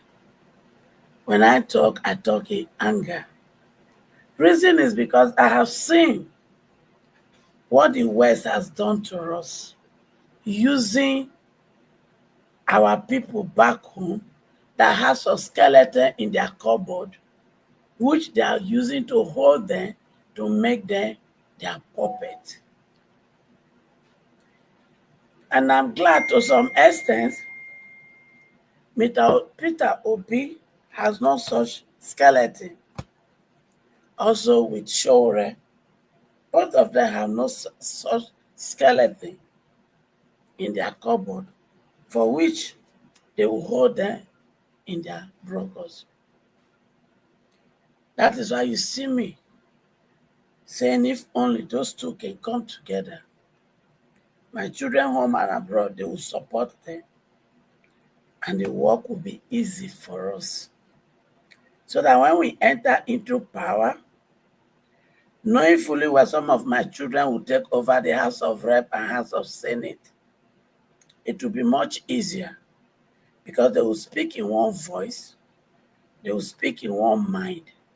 They will be able to stand together to say to the West, yes, if you want our minerals, instead of coming to create war insecurity in order for you to get it cheap or illegally, come and buy it legitimate for us. Use it to produce what you want to produce. Then we buy. But the case is not so right now. They want to get it free or cheap, bring it here to use it to produce something, and they sell it back to us expensively. So that is why you see this insecurity you are seeing. Their hand is not far from it. And our people can't say nothing, because some of them, they have skeleton that if it is exposed today, it will cause a lot of calamity. So, and one thing is certain, which the Bible says, only the truth shall set a man free. It is only the truth that can set us free as a nation, as a people. We have to stand by the truth no matter what the cost is. And for Atungozi, you disappoint us. Let's call a spade a spade. You have opportunity to meet with my senior boyfriend, Chief Tinubu, as a mother. As a mother, I expected you to look at him in the face and tell him the bitter truth. Atungozi, can't you see what they've turned the younger generation to become? Can't you see? Can't you see that your daughters, my daughters, they are doing what they call prostitution in the name of hookup or Olosho? Does that make you proud? Look at our young boys, so smart and intelligent. Can't you see they've turned that to become Yahoo, what they call scam and fraud? Do you see that what that alone has cost us as a people? That even the legitimate, good, gentle people in our midst, when they travel, they are being looked down upon because they are Nigeria. And some people have stained our garment. And Atungozi, you form my hand. You form a lot of Nigerian hands.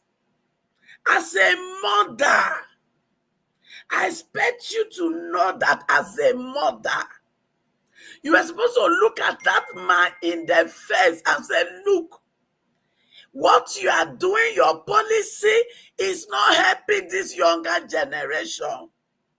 They are messed up. But we can still redeem them if only we can change the policy. Then with your position and your understanding, you are supposed to give him key points that he will use in the next 2 years to turn this around.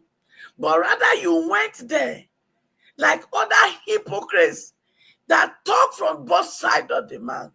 You did the same thing. What a shame. Atungozi, this is a shame. You did not stand for this younger one as a mother. You stand, you just display a situation of somebody that when he entered there, they gave her a brand envelope or they gave her a Ghana must go allegedly, and you perverted truth. Do you like what is happening to this younger one? Do you like it? And you guys, let me bubble your head. Most of these young ones, other Nigerians like them, deceive them that there is job in Burkina Faso, that there is job in Mali, that there is job in Europe, that there is job in Libya, that there is job even in Cameroon. Do you know what they do to them? Especially the young girls. They take them and they take them for prostitution. In the Arab setup, even in Lagos, Nigeria, they allow dogs to sleep with them. And you guys, does it sound good in your ear? And some of them in the Arab one, do you know what they ask them to do? They give them two options. And the third one is to buy them. And what are the two options? They allow dog to sleep with them. And the person that is involved will be watching your daughter. Watching. They don't have a choice. They don't want to do it. But they are thinking, should I do this or die? That is one option. Then the second option that you go see, they will ask them to lie down. And the Arab man will sit on their face and pull in their mouth that you go see. That is what they ask my daughter, your daughters to do. Does this sound good for you? That you will go before the president and you will join these people to lie and lie all of you that are lying, all of you that are speaking at the bottom of the mouth, all of you that doesn't care about these younger ones, you don't care about their today, you don't care about their future. Listen and listen very well. If you don't change and repent, you will die a miserable death, and you will never, never, never rest in peace. You wicked and evil people, leave my children for me. They will be redeemed by the time they put the right person in power, and they will fulfill the original God-given destiny. Thank you.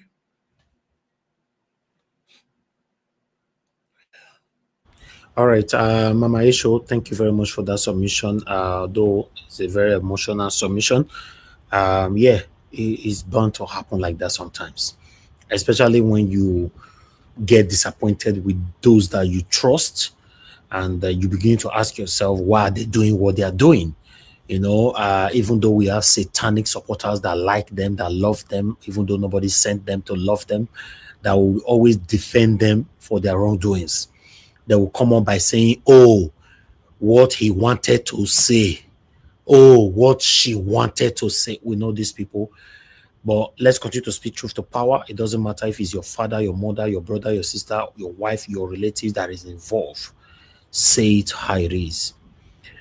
That's the only way we can have that better Nigeria, if really we want to have a better Nigeria. If you know you cannot say it how it is when it comes to your father, your mother, when it happens to other people's father and mother, shut up your mouth. Don't say anything. Thank you very much, my people. I appreciate you all. I'd like to move on to Abdul Malik. Oh, Yeah. Abdul Malik, sorry. You don't talk. Abdul Malik don't talk now. I mean, they talk, Abi. Yes. No, Tiobala. Before you. Tiobala, please talk to us. Good evening to you. Yeah, thank you, Mr. Ives. Can you hear me? Yes, I can hear you. Right. Yeah, thank you so much. Thank you for the good job. Everyone on the panel and those at the comment section. Thank you. First of all, I also want to praise you for the manner at which we are asking people questions when they were calling in, you know, and if you can also extend the same measure for people on the panel, it will also be nice. And maybe it will not be easy, but at least it's very, very okay. And regarding the question you asked, Madam, I can't really figure out the name clearly. I think she actually answered that question right, 100% in my own view. Because when the people stand, whoever they believe is their leader, no matter whether external or internal force, the leader is bound to survive, is bound to lead well, especially when he's doing everything with the interest of the people at heart. So I think she answered that question. No more comments regarding on that. What actually triggered me most is the fact that most Nigerians believe that the Western world are the reason behind failure we find ourselves today. Yes, they might be one way or the other, have one or two, but they only contribute less than, let me say, 15 or 10, 20%, less than that. The majority of the problem we face in Nigeria today are domestic, you know, are big caused by us, especially our own leaders. Why? Because there are issues with regard when Peter Obi was coming in 2023, he did mention so many things, revealed so many things to so many Nigerians. The reason why we are where we are today is because of our own purchasing power as an individual or even as a nation. And if you check our exchange, you have to offer something for, you know, other country or any other part of the country in return to also honor you. You know, when you have nothing to exchange for foreign currency, is a big problem. That's why Peter Obi comes with the idea of what? Consumption to what? To production. So that is just by the way. First of all, I would like to really make some comment regarding what Okonjo Iweala actually said.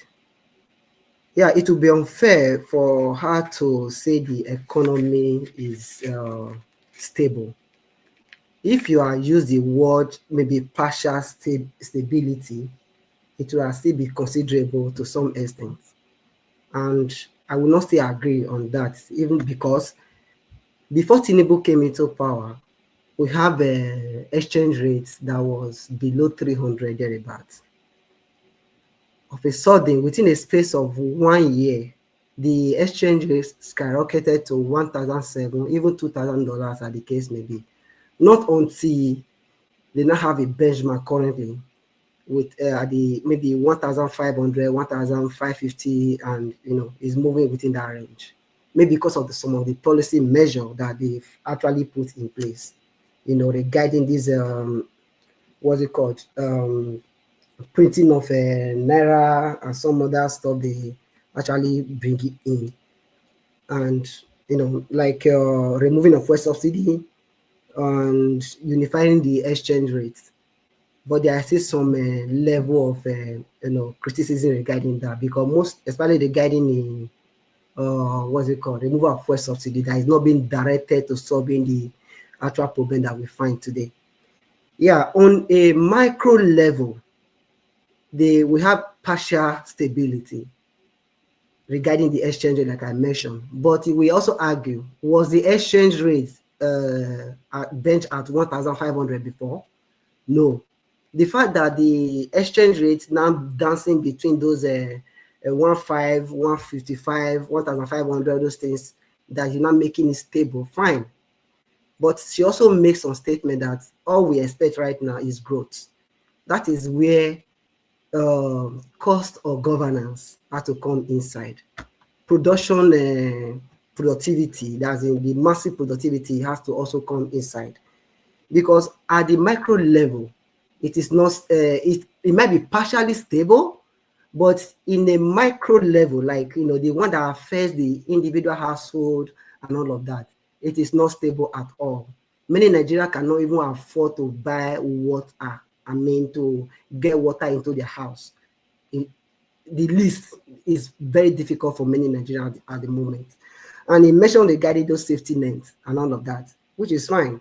If you check the safety net over time that the federal government of the day have implemented, have not been working optimally, like the conditional cash transfer they have been doing. This fall into the hands of the politicians. You have to go and register for them to give you this money and all of that. I know how it happened. Whenever you want to go and register at your ward level, they will check your political affiliation and all of that. So we found out that the cash transfer is not really working as it's supposed. Now let's talk about those social investment programs, like those Empower, that it was during good luck of Buhari program. So, and the Empower as we see today is no longer functioning as expected. And even the fuel subsidy removal that's supposed to have been redirected into solving maybe welfare, or maybe directing into those micro, small, and medium enterprises for small businesses and all of that, for them to foster. Those ones is not being done properly well. And those small businesses, they need lights, and they don't have lights for them to function. So that is the issue we face in the country currently. So it will be unfair when you don't live in the country. Maybe you from one or two places you came in because of one of your policies, or what you think because of the women empowerment. That's the main reason why it was even in Tinubu's office in the first place. That make you start thinking that Nigeria economy is stable. I think is not totally good in my own view. That brings me back to the issue of people always saying the foreigners are the one responsible for our problem and all of that. If Nigeria can, on their own, work on the critical sector, we know Nigeria need to produce. For a nation to be able to maintain its currency, and for the purchasing power of an individual person living in that country to be okay, at least you need to have stable power supply and many other social amenities. So if all these things are being put in place, it's not the foreigners that is telling Nigeria not to do that. Because it baffles me so much, to the extent that every comment, the Western world, the Western world, the Western world, there are forces everywhere, including the people, the government in America. They also face forces. like what some of panelists actually alluded to earlier, when Donald Trump was even contesting for power, you see what happened to him. Many gunshots, many things, sorry, I'm using some words, many things, happened to him during this period. Even on his first day in office, see how he signed executive bill, to remove some certain things. It happens. In America, it happened at some point that some people that was living, just living on this social care, whereby they don't go to work, they don't do anything. It is the responsibility of the government to ensure that they sign these the big beautiful bills and all of that. One of those things that affected some others, at least you should be able to work before you can't say, okay, you are not sick, you are not facing any issue, but you just want government to be giving you money. So the government was able to come to that full realization that we can no longer continue this anyway. So many things happening in Nigeria. Feed the what's it called? What is it? Feed the bottle kind of government that we have in the country, whereby the states we have to go to Abuja to go and collect monthly allocation. What is a feed the bottle system of government? It's not going to work. You need, as a president, come up with a productive mindset. You should have a subnational in the sense that at least if we have regional, not really regional government, a subnational whereby each state can develop their own resources, utilize the resources for their own good, then remit some percentage to the federal. With that, Nigeria will be a competitive environment where states can develop, grow their own product. Then, in turn, Nigeria economy in general will be booming. So those are the aspects we should be looking into. Not Western world telling us not to do that. Okay, fine. The insecurity in the country today, despite the fact that we have some Western influence who are also giving these people some ammunition and all of that, it's also the responsibility of the government to ensure that you train your police personnel, you recruit more force into these militaries or whatever, so that they'll be able to manage this insecurity we find in our country. In addition to that, they should be provided with needed tools, standby vehicle, technology, and everything to be able to really work optimally. It's not the Western world that is stopping Nigeria not to do that. Okay, look at our educational system. It's in comatose. When I mean in comatose. Recently, I happened to have a conversation with some PhD students, master degree holders in Nigeria, who have, I don't know how to put it because I don't want to be specific in a way, who study a course that's supposed to help advance our technological system.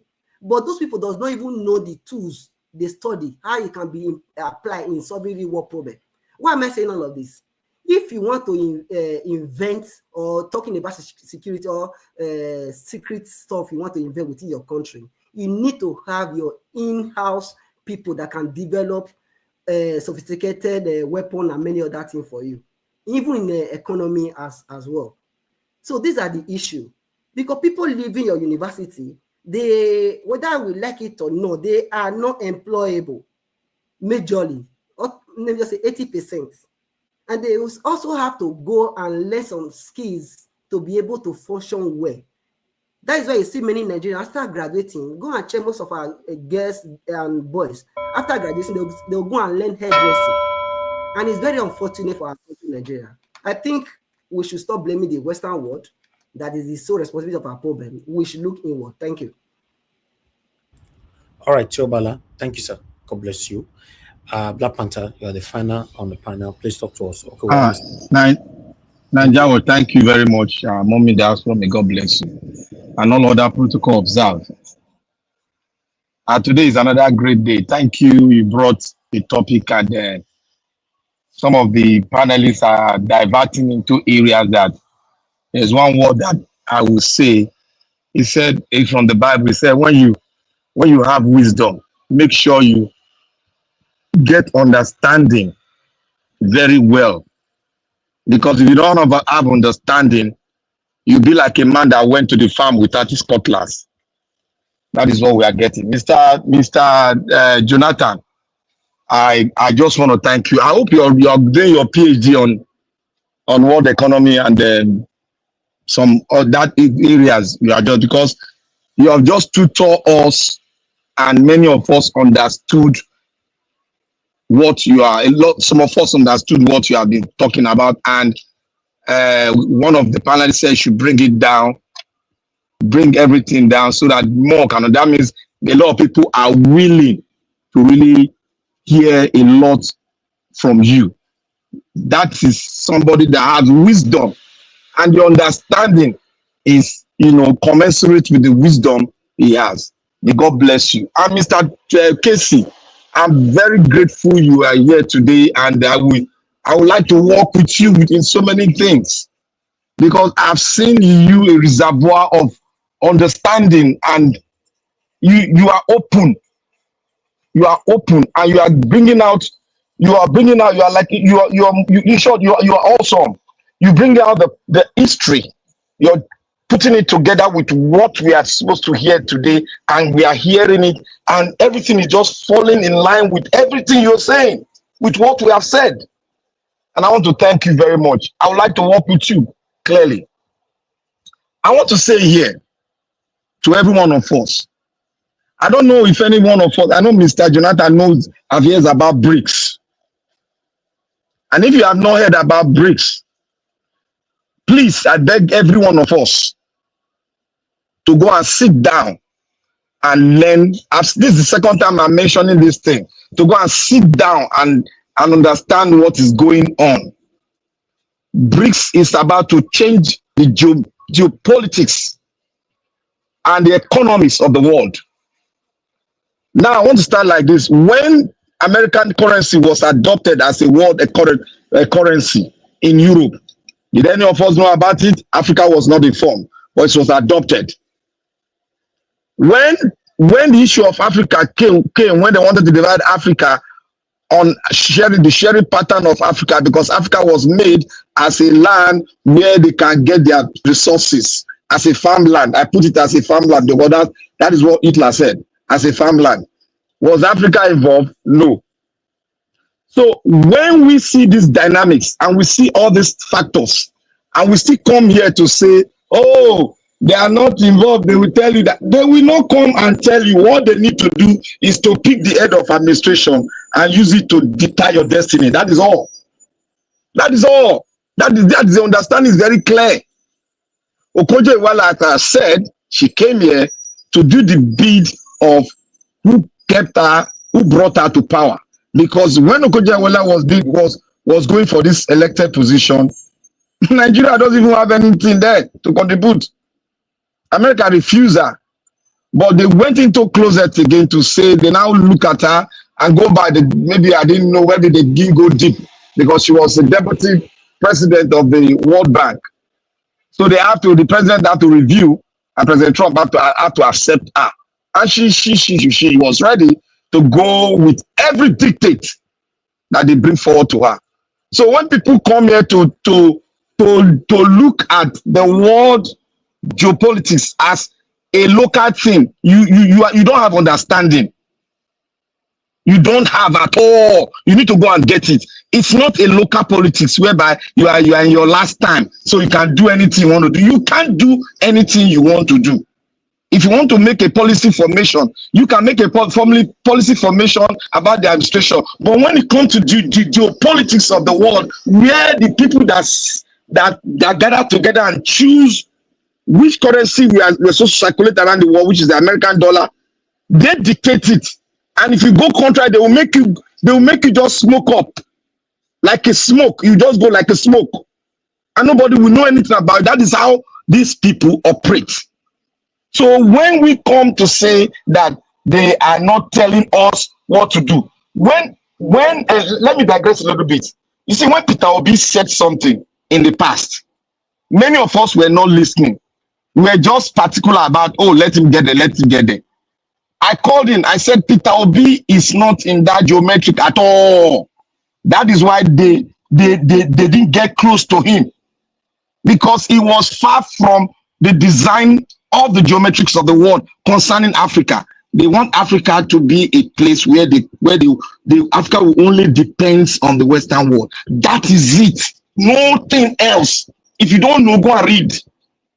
They want you to depend. They want to take your mineral resources. That is why when our man here goes to any country, he has told us before. He said, "Let me have access to your solid mineral."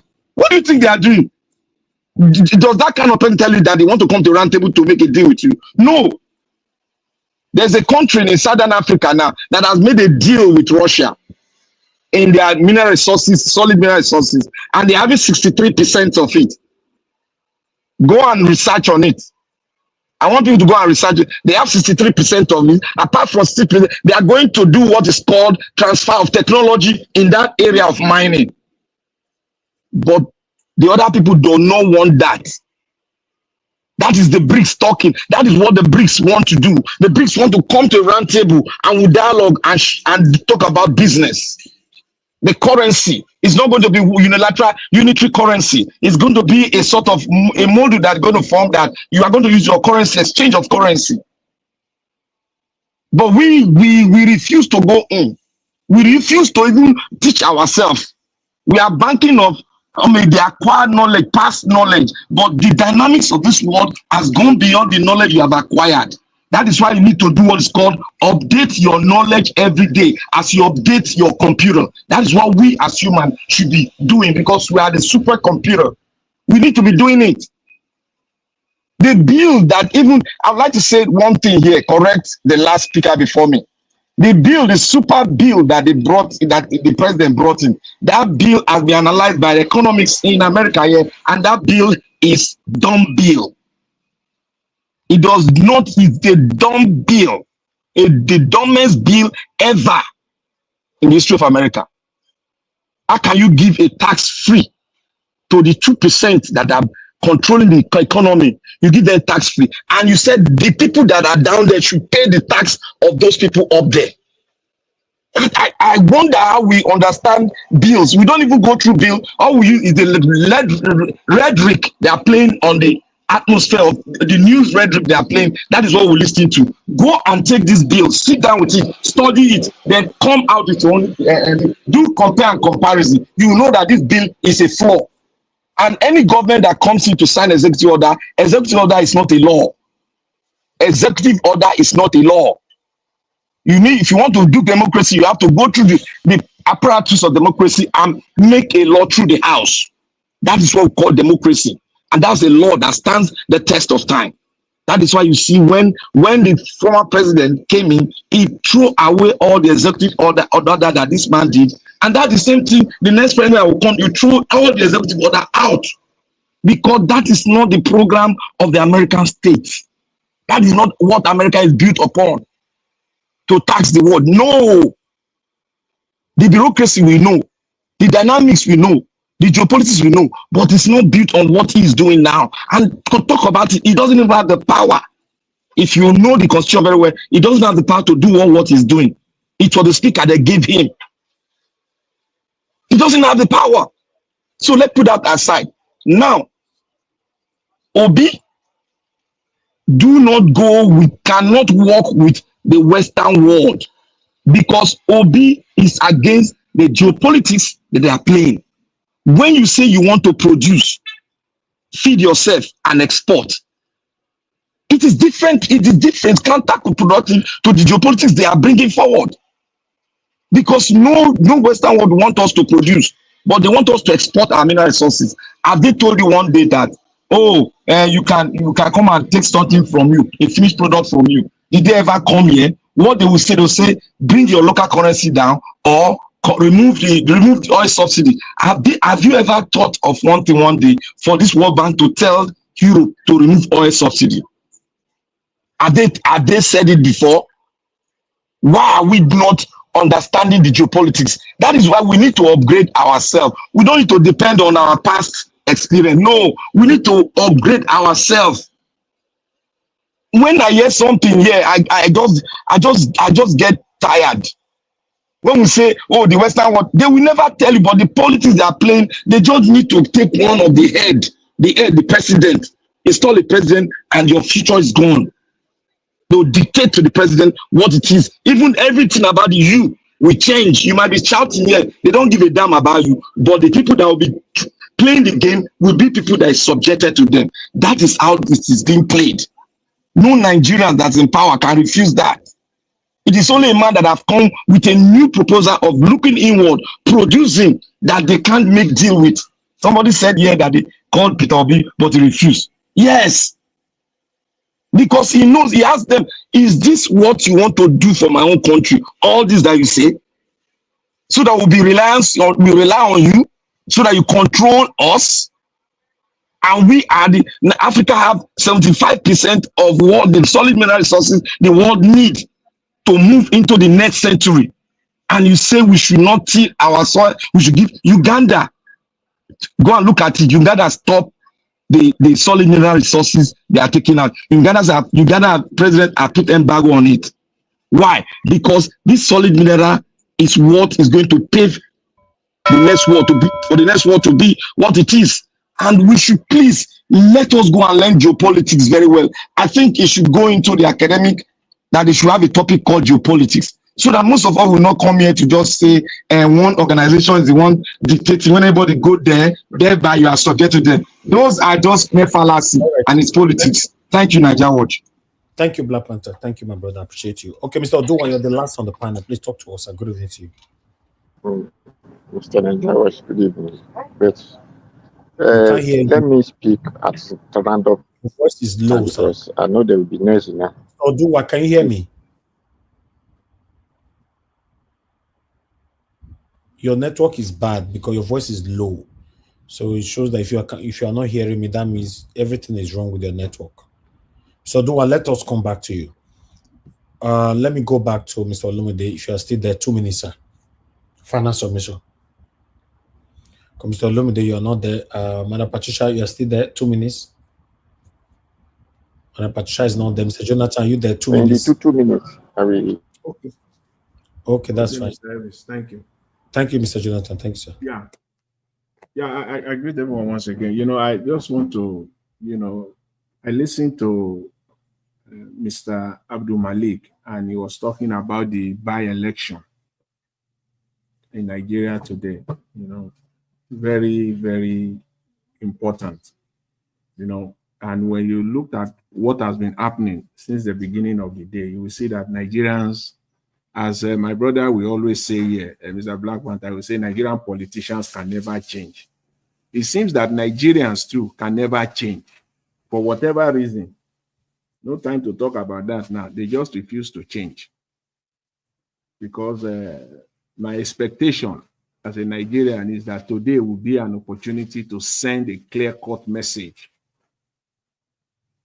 to the party, to Mr. Tinubu and his cohorts today, a clear-cut message. But still, it seems Nigerians are just who they are. As I said yesterday, the irresponsible majority. And as an abnormal country, the irony of this abnormality is the fact that those crooked politicians, those ones that are the minority, they continue to pretend as if they are doing the right thing, as if they want to make Nigerians responsible. But the irresponsible lot are not taking advantage of it. Because in any normal climate, in any normal country, this by-election always provides the opportunity to send a clear message to the ruling party. That trajectory has never changed. It has always been like that, from country to country, from election to election. In a normal setting, you will send a message to them, but not in Nigeria. So it is not normal. It is not normal. If they want to rig it, let them rig it. But Nigerians must, this is the time. So it means that everything to the political class, the ruiners of Nigeria, is that everything is okay. Just as what my brother, Mr. Casey alluded to, in Nigeria, they believe what Madam Okonjo Iweala said, that everything is normal, that the economy is now stable. Whereas the opposite is the case. It is not.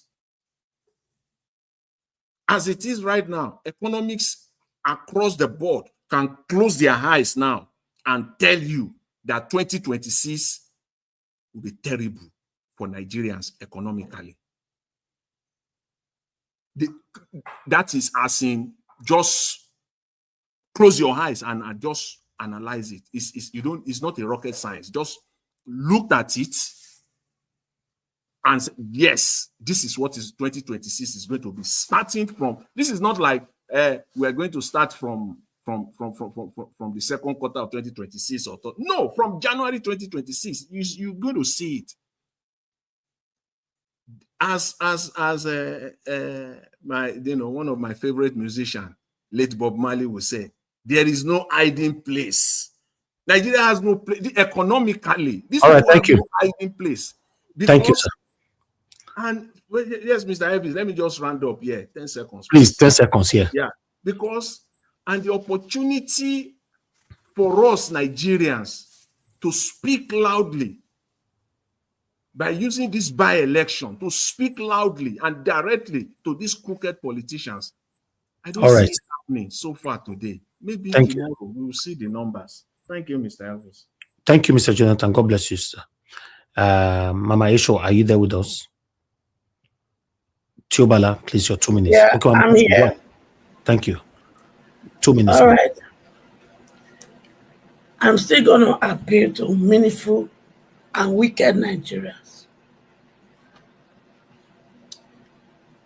My daughters and my son, they are involved in terrible things that does not give God glory, that does not make Nigeria to be proud, that is bringing shame and disgrace to us. Reason they are involved in this is because you people that are wicked, that are looting and looting and looting, have refused to give the enabling environment for them to use their God-given talent and smartness to earn a legitimate living.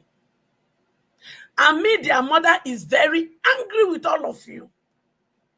And that is why I have decided to stay in front with them while they follow me to fight this battle, so that we can drive all of you that have done this evil to them, drive them away from the system, so that they will get good leaders that will give them enabling environment for them to use their God-given talent and smartness to earn a legitimate living and stop this thing that has brought disgrace and shame to us as a people.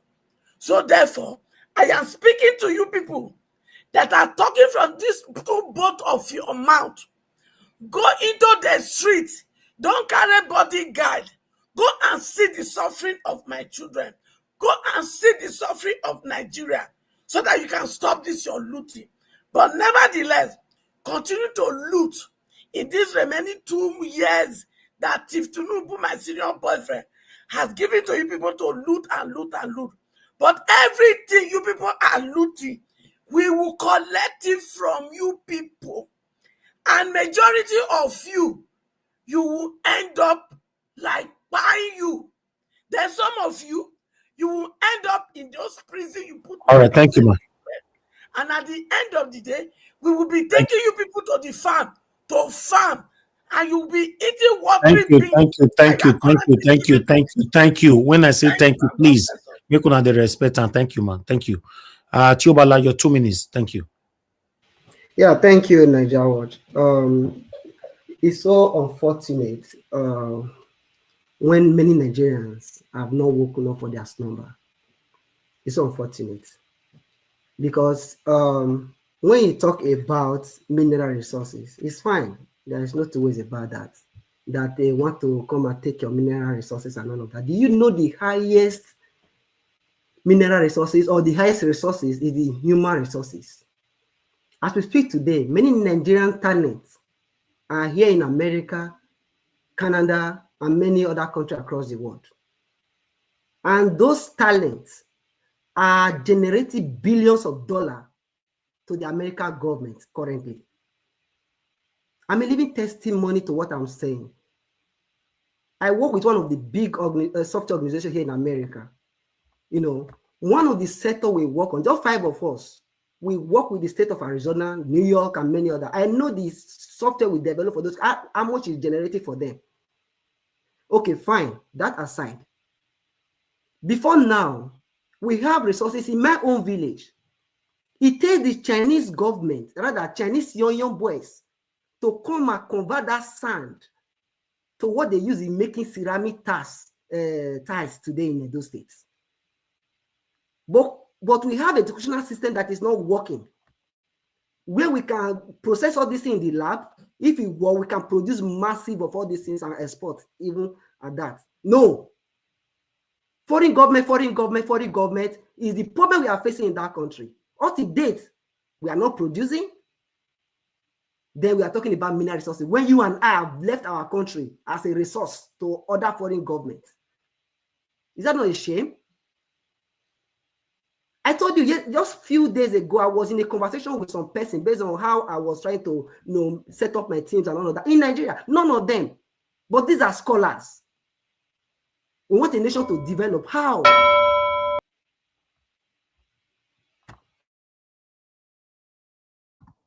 All right, Tiobala, thank you, sir. Black Panther, please, your 2 minutes. Thank you. Okay, you are not there. Casey, your 2 minutes, sir. Ninja Watch, sorry. Okay, go ahead. I just wanted to make a plea. My colleague said I should give Mr. Jonathan the 2 minutes so that I can explain more on the economic and focused on the economy in 4 months' time, what we're expecting in Nigeria. All right, that's fine. Now you already used the 2 minutes. It's okay. Thank you. Mr. Casey, go ahead. Talk to 2 minutes. Okay. Thank you. Okay, Mr. Casey, you are not talking. We can't hear you. Mr. Odowa, you can't come in because the panel is full. Just be on the backstage. Casey, you are not talking. I'm moving on. Abdul Malik, please talk to us. 2 minutes. Yeah, good evening once again, Mr. Evans. Thank you. Sorry. Okay. Nigeria has become laughing stock. Go ahead, Abdul Malik. I'll come back to you, Casey. Nigeria has become laughing stock because a major country, most of the black nation in the whole world, common toothpick that we have many stake in the bush can produce, but we cannot produce toothpick. We depend on foreign. How can we import toothpick? Because fake government. We don't have government. That is the reason why we have many things that can produce many things in the country, right? Just because of our government, they are not organized. That is the problem we are facing today. So it's not that we don't have everything. Sorry. We have everything in the country. But because of our fake government, we cannot make use of it. Look at the fuel we have. With the fuel we have, we cost. And which is what you have, you don't supposed to cost. Because of our fake government, we don't nothing we can even say, we can even boast of. We need somebody that can put everything through. That is what we need. And the citizens that will decide that.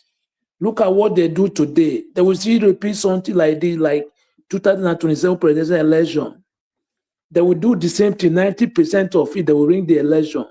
It's only the citizens that will decide that no, we will not allow this to happen. Because we cannot continue this way if we really want to be together as a country.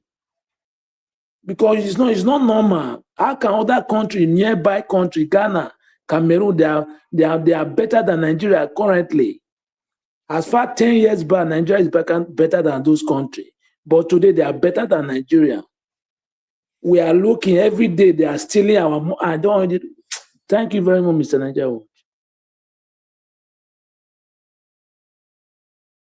All right, Abdul Malik. Thank you, sir. I appreciate you. Okay, Casey, are you available now? Yes, I don't know if you can hear me. I can hear you. Just go ahead. 2 minutes. Okay. I won't spend up to 2 minutes because I still want to give one of my minutes to Mr. Jonathan. I have already told my people at the place of work they should prepare for storm by January 1st. because heavy inflation is going to hit Nigeria, and it's going to hit Nigeria very hard. Nigeria is going to experience multiple taxation. I was sitting down home here yesterday calculating the kind of tax that is coming my way. Because before now, the PIT tax that was passed to law that we implemented that same January, everything now is taxable. From what I'm seeing, everything is taxable. In fact, Mr. Evis, now, if you dash me money now, if it enters my account, it's going to be taxed. Nigeria doesn't know what is coming. And this, every time there is inflation on fuel, we always have big problem. So I've already told people that they should prepare for the storm that is coming in. I want to stop it here so that my brother will speak more. Thank you. All right, Mr. Casey, thank you very much. I appreciate you. Thank you. Okay, we have who we get okay, Mr. Alabo, you joined us. You know, I'm giving you just 2 minutes. Please talk to us. I'm giving it to you. Thank you, Mr. Najawash. God bless you, sir, for what you do. Let me just stand on the existing protocol. I will start with the failure from citizens and what we are doing as Nigerians. It is really sad. I want them to understand that it's Nigeria where you put money in your bank and the government are sharing your money.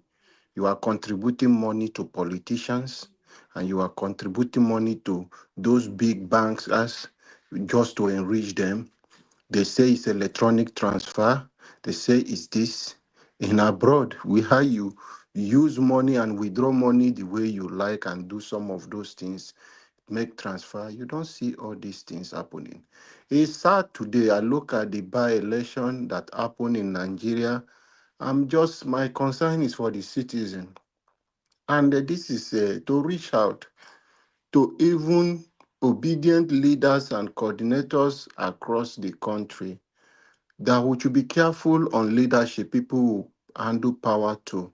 With what happened today in a by-election, in some state, in some places, I saw somebody in Edo State crying out that people, a party shaman, this new ADC you are seeing, sold them out, and this guy was crying out. Everybody collected 50-something thousand, some of them. And the candidate, they just turned their back. This is the character of it. These people are just making you poorer. And when 5,000 get into your hand, you are ready to destroy a house, buy your brother, just because of these things. The hardship is too much, and you people are not. Now, that 5,000 you took, 50,000 you took, how long is it going to last you? This is a question. What is happening to Nigerians? You think it's not happening to you. You have 50,000 in your account. I'm sending you 15,000, 10,000. They will remove some money out of it. Somebody is sending money, they will take almost 50 naira. This is a huge amount of money they are taking. Calculate that times 100 people in Nigeria. Let me not use millions. It's too much. You might not understand the tax you are paying in everything, the VAT they are taking. From the food, the biscuit you buy, from everything you are doing. This tax is too much, and you are there struggling. You people do not understand when Tinubu said he's going to reduce the purchasing power of the people. And Nigerians are just, let me not say everyone, most are just, some of them are just gullible. They don't even understand what is happening to them. Our mother, he went there, and he does not know that it's a trap from Tinubu. He's somebody who is very smart, because I won't call that smart in a crooked way. That is what he's doing. When you say somebody is smart, it's people who are brilliant, they know doing good things in a good way. But Tinubu is known for crooked things in doing. That word alone that our mama dropped there, it's a political campaign for them entirely. People that use Super Falcon for campaign for politics, till today they have not paid them their money. Everything is politics for Tinubu, and she fell for it. I know wherever she is now, she will regret for that statement. All right, thank you. Nigerians, I want us to wake up, please. Thank you, Thank Mr. you, Alabo. Nigeria Watch, for the opportunity. Mr. Alabo, thank you, sir. Thank you. Please come on time next time so that you have enough time to speak to us. Mr. Odowa, please talk to us, sir. You only have 2 minutes now because you'll be off. Thank you, Mr. Najawash. Thank you very much. Thank everybody who has spoken. Good evening. I stand in the existing protocol. Well, people must see this woman talk and say, I say rubbish because the country is not working, this, that. For me, a policy is not really the problem, according to when we talk, they will say Nigeria has the law, but the implementation is what matters. Now, I could remember when Tinubu came to power, just like Peter Obi was saying, some state in the north can feed the entire country. Then he give out money for people to, he give out the instruction for people to invest in agriculture. Now, our state governor went and invest in the dollar, and nobody feed from a dollar, nobody eat food because a dollar is not a farm, it's not a soil that produce food. Now, some senators, we can use this lady as example of a Kogi state. Then there is one in the Yoruba side now, the senator who share caterpillar, that is tractor, who share farm things, market things for the people that can produce food. But with the other states, what are we doing? What are the governments doing? What are the state senators? What are they doing? Automatically, it is no longer the policy. It is not the implementation. So this is where we're supposed to go right head to the people that are supposed to implement the policy in our state. Because I want to give example. Before, we used to tap rubber in Edo State. We have palm trees. We have cocoyam. Is it the Tinubu government that said our people should sow those their farm property and not become useless of themselves? If those things are producing food, let me give example of, we are all crying Fulani herdsmen, Fulani herdsmen.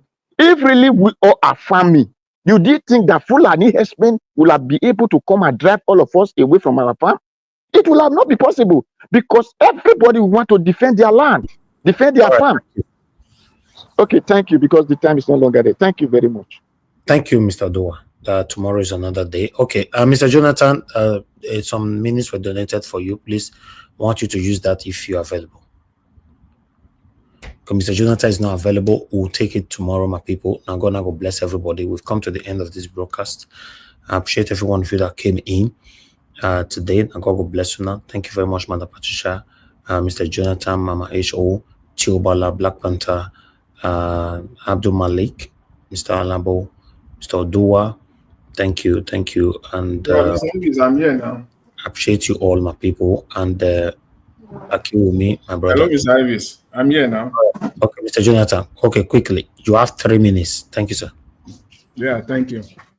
Thank you, Mr. Ivis. I appreciate it. You see, yeah, just as I was saying earlier, that it's unfortunate that we have an economy or a country that is built on lies, and Nigerians don't always know until it actually hits them individually. Now, then people will start talking, but they are forgetting that collectively we can achieve so much. There is no way, as it stands in Nigeria today, that the Nigerian economy is growing. It cannot grow. It's not possible. It's as simple as ABC. It's not possible.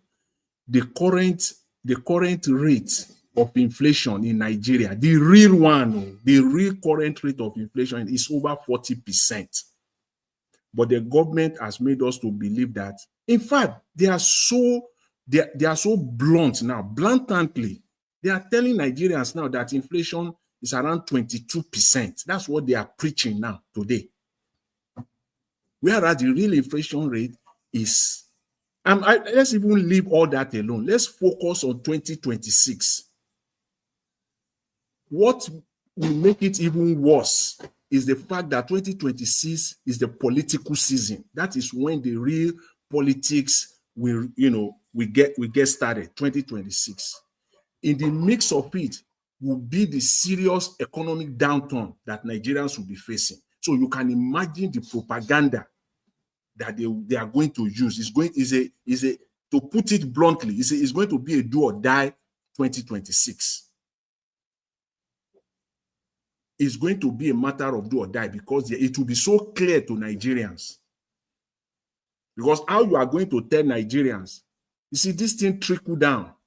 If you put 5% on petrol, so just expect that from next year, cost of transportation is going to go higher.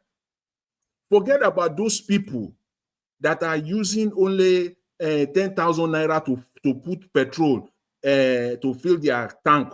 Forget about those people that are using 500 naira, or 50,000 naira, 40. Forget about all those ones. We're talking about people that are spending average of starting from 1 million, 2 million, 5 million, 20.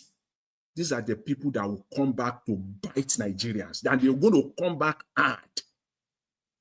Because if I'm spending 10 million naira on petrol or on diesel, and government is taking 5% from my, say, 20 million, that means I'm spending additional 1 million naira. I'm not Father Christmas. That 1 million times 12, that is 12 million naira. I'm not fucking Father Christmas. I'm going to shoot that 12 million. I'm going to shoot it back on Nigerians. All these telecom companies in Nigeria, these are the companies that are spending average of 1 billion on diesel on a monthly basis. That is the minimum of them. And you think the cost of buying data in 2026 is going to be cheaper? They are throwing it back on Nigerians. That's a massive one. I don't even know if not that they have a government that is so insensitive that you will now throw 5% on Nigerians again.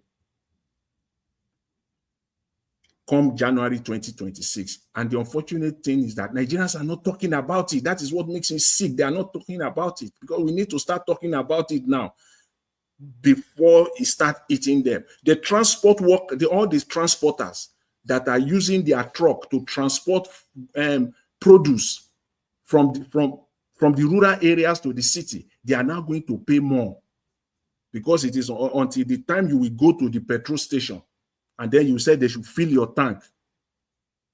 You are expecting them to tell you that it's 200,000 naira. Thank you. But they now tell you that it's 220. So these are the things that we are going to face in Nigeria come 2026. And again, I just hope that Nigeria brace up for it. This is just one aspect alone. This is just the irony of it. What makes it even worse off is that this is just only one aspect alone. What Nigerians will not run away from come 2026 is the fact that, see, every naira that enters into your bank account come 2023 and 2026, Tinubu is coming after it. No, it's not of it. It has started. Any money you put now, they always take from inside. Yeah. No, it has started already. It's coming after that money. So I don't know how Nigerians are. You see now when you just quickly, somebody will just ask you, please, can you just send me money? And you quickly send 50,000 naira to someone in Nigeria. And the money will get to the person's account. They will just see that, oh my God, at the end of it, it's not 50,000 naira. They have the bankers, All right, thank you. Thank you, sir. Anyways, thank you, Mr. Jonathan. Thank you. Thank you very much. Yes, sir. Thank you so much. I appreciate you all. Those of you that called into the show today, a lot of you called in. I want to say thank you. Starting with Madam Deborah, Tony Africa, many more. Now, God bless you now. And those of you that supported the channel today, thank you so much. Mr. Joseph Oji, you also called in. Thank you very much. And thanks for the super chat as well. Thank Patty Solomo. Thank you very much. Thank you very much. I appreciate you. I appreciate you all, my people. And God bless you now. Then my people on the comment section, Mother of all Mommy Diaspora, thank you very much, Mommy. I appreciate you. Thanks for all that you do. Thank you, Abu Azi. Thank you, my brother, for all that you do. I appreciate you always. And thank you, everyone right there. Tony Africa, Ajio Deborah, I love Maduka, Madam Peggy Modi. Thank you, Madam Stella Masewedo, Bex Max. Thank you, my people. Toke, thank you very much. Shooks Okodisho, thank you very much. I don't know if I pronounce that well. Thank you very much. Ike Shuku, my brother, thank you very much. I appreciate you all. Thank you. Everyone right there. We've come to the end of this broadcast. Help us to press on the like before you go. Michael, I can see you. Thank you. Help us to press on the like before you go. Copy the link if you can. Help us to share. Take our voices far. My people, we've come to the end of this broadcast. I'll see you guys again. Fingers crossed. Tomorrow, 7 p.m. Nigerian time. Okay, tomorrow is Sunday. Yeah, I'm not coming out tomorrow. I'm not coming out tomorrow. Don't not too fast. So see, you need to bring this. You know, I know there's a lot of breaking news in Edo State regarding that Edo Central senatorial district election. See, you can't run away. You see, tomorrow. So many things don't happen for that place today. If you want us to come, somebody have to volunteer. If I run the broadcast, when I go take over. I want to have tomorrow off for myself. I beg. I'm not gonna understand. Mr. Elvis, I know say they try. If you try, just come. Because of that election, where which one we try? You want moderate time? Jonathan Day. If I come early, I go do them. You see, you are not see what he talk. Mr. Elvis, I know see they try. Mr. Elvis, I know see they try. Just try. Mr. Jonathan, you don't hear that one. Mr. Elvis, I know say you they try, but your strike up. This man, you wicked, sir. Okay. Well, let's see what will happen tomorrow. If I come in and if somebody join on time that can leave the platform, you guys manage yourself, that will be fine. You know, but nobody is volunteer. Mr. Elvis, is there a way that you set it up where automatically after 2 hours the show ends? Yes. Like you set it up and then you can just go away. So there's no. that people will not just be talking after 2 hours. No. We don't even need to do that. I'll be monitoring it. Once, for example, you are the one anchoring the show. Once everybody, the last person don't finish, just say everybody good night. Once you wave the anchor the show, don't say everybody good night. We will end the show. Okay. Yes. So there's nothing like one person will be talking to the next 78. If it is properly timed. Yes, of course. No, if I time it, it might cut you off while you are giving additional submission. Okay. So it is better we wait for the anchor to say, okay, we are done, everybody good night. Yes, that one is far better. It's just like you came to give 3 minutes submission just now. Let's assume we timed it on the last submission from Mr. Alabo. That 3 minutes, maybe on the while you are giving it, and the broadcast might just end. Okay.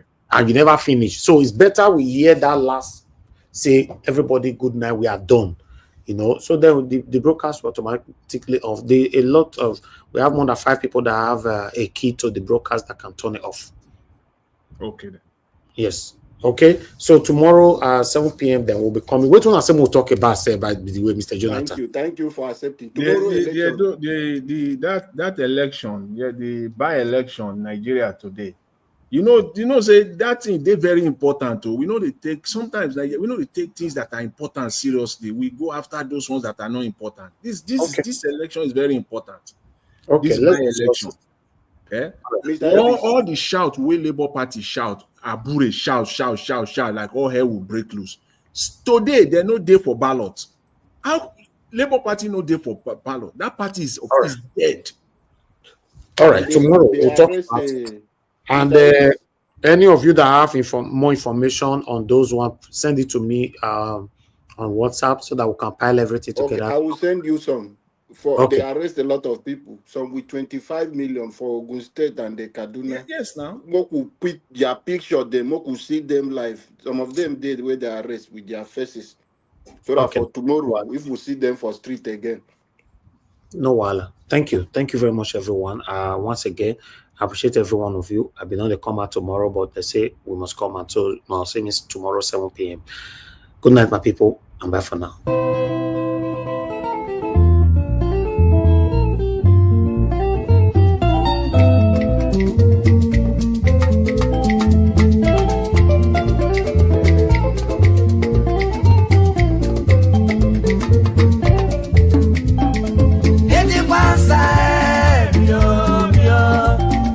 Eti kwanza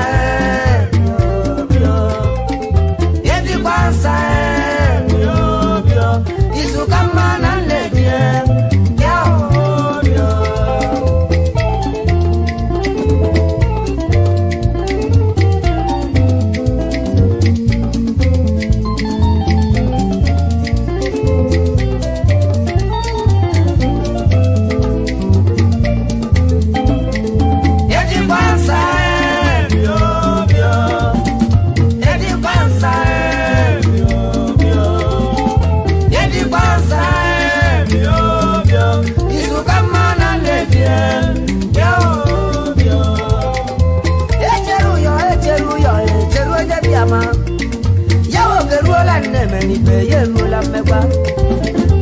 Atuma e bijo psycho ndaba nyo. What them on them? Abama ndaba.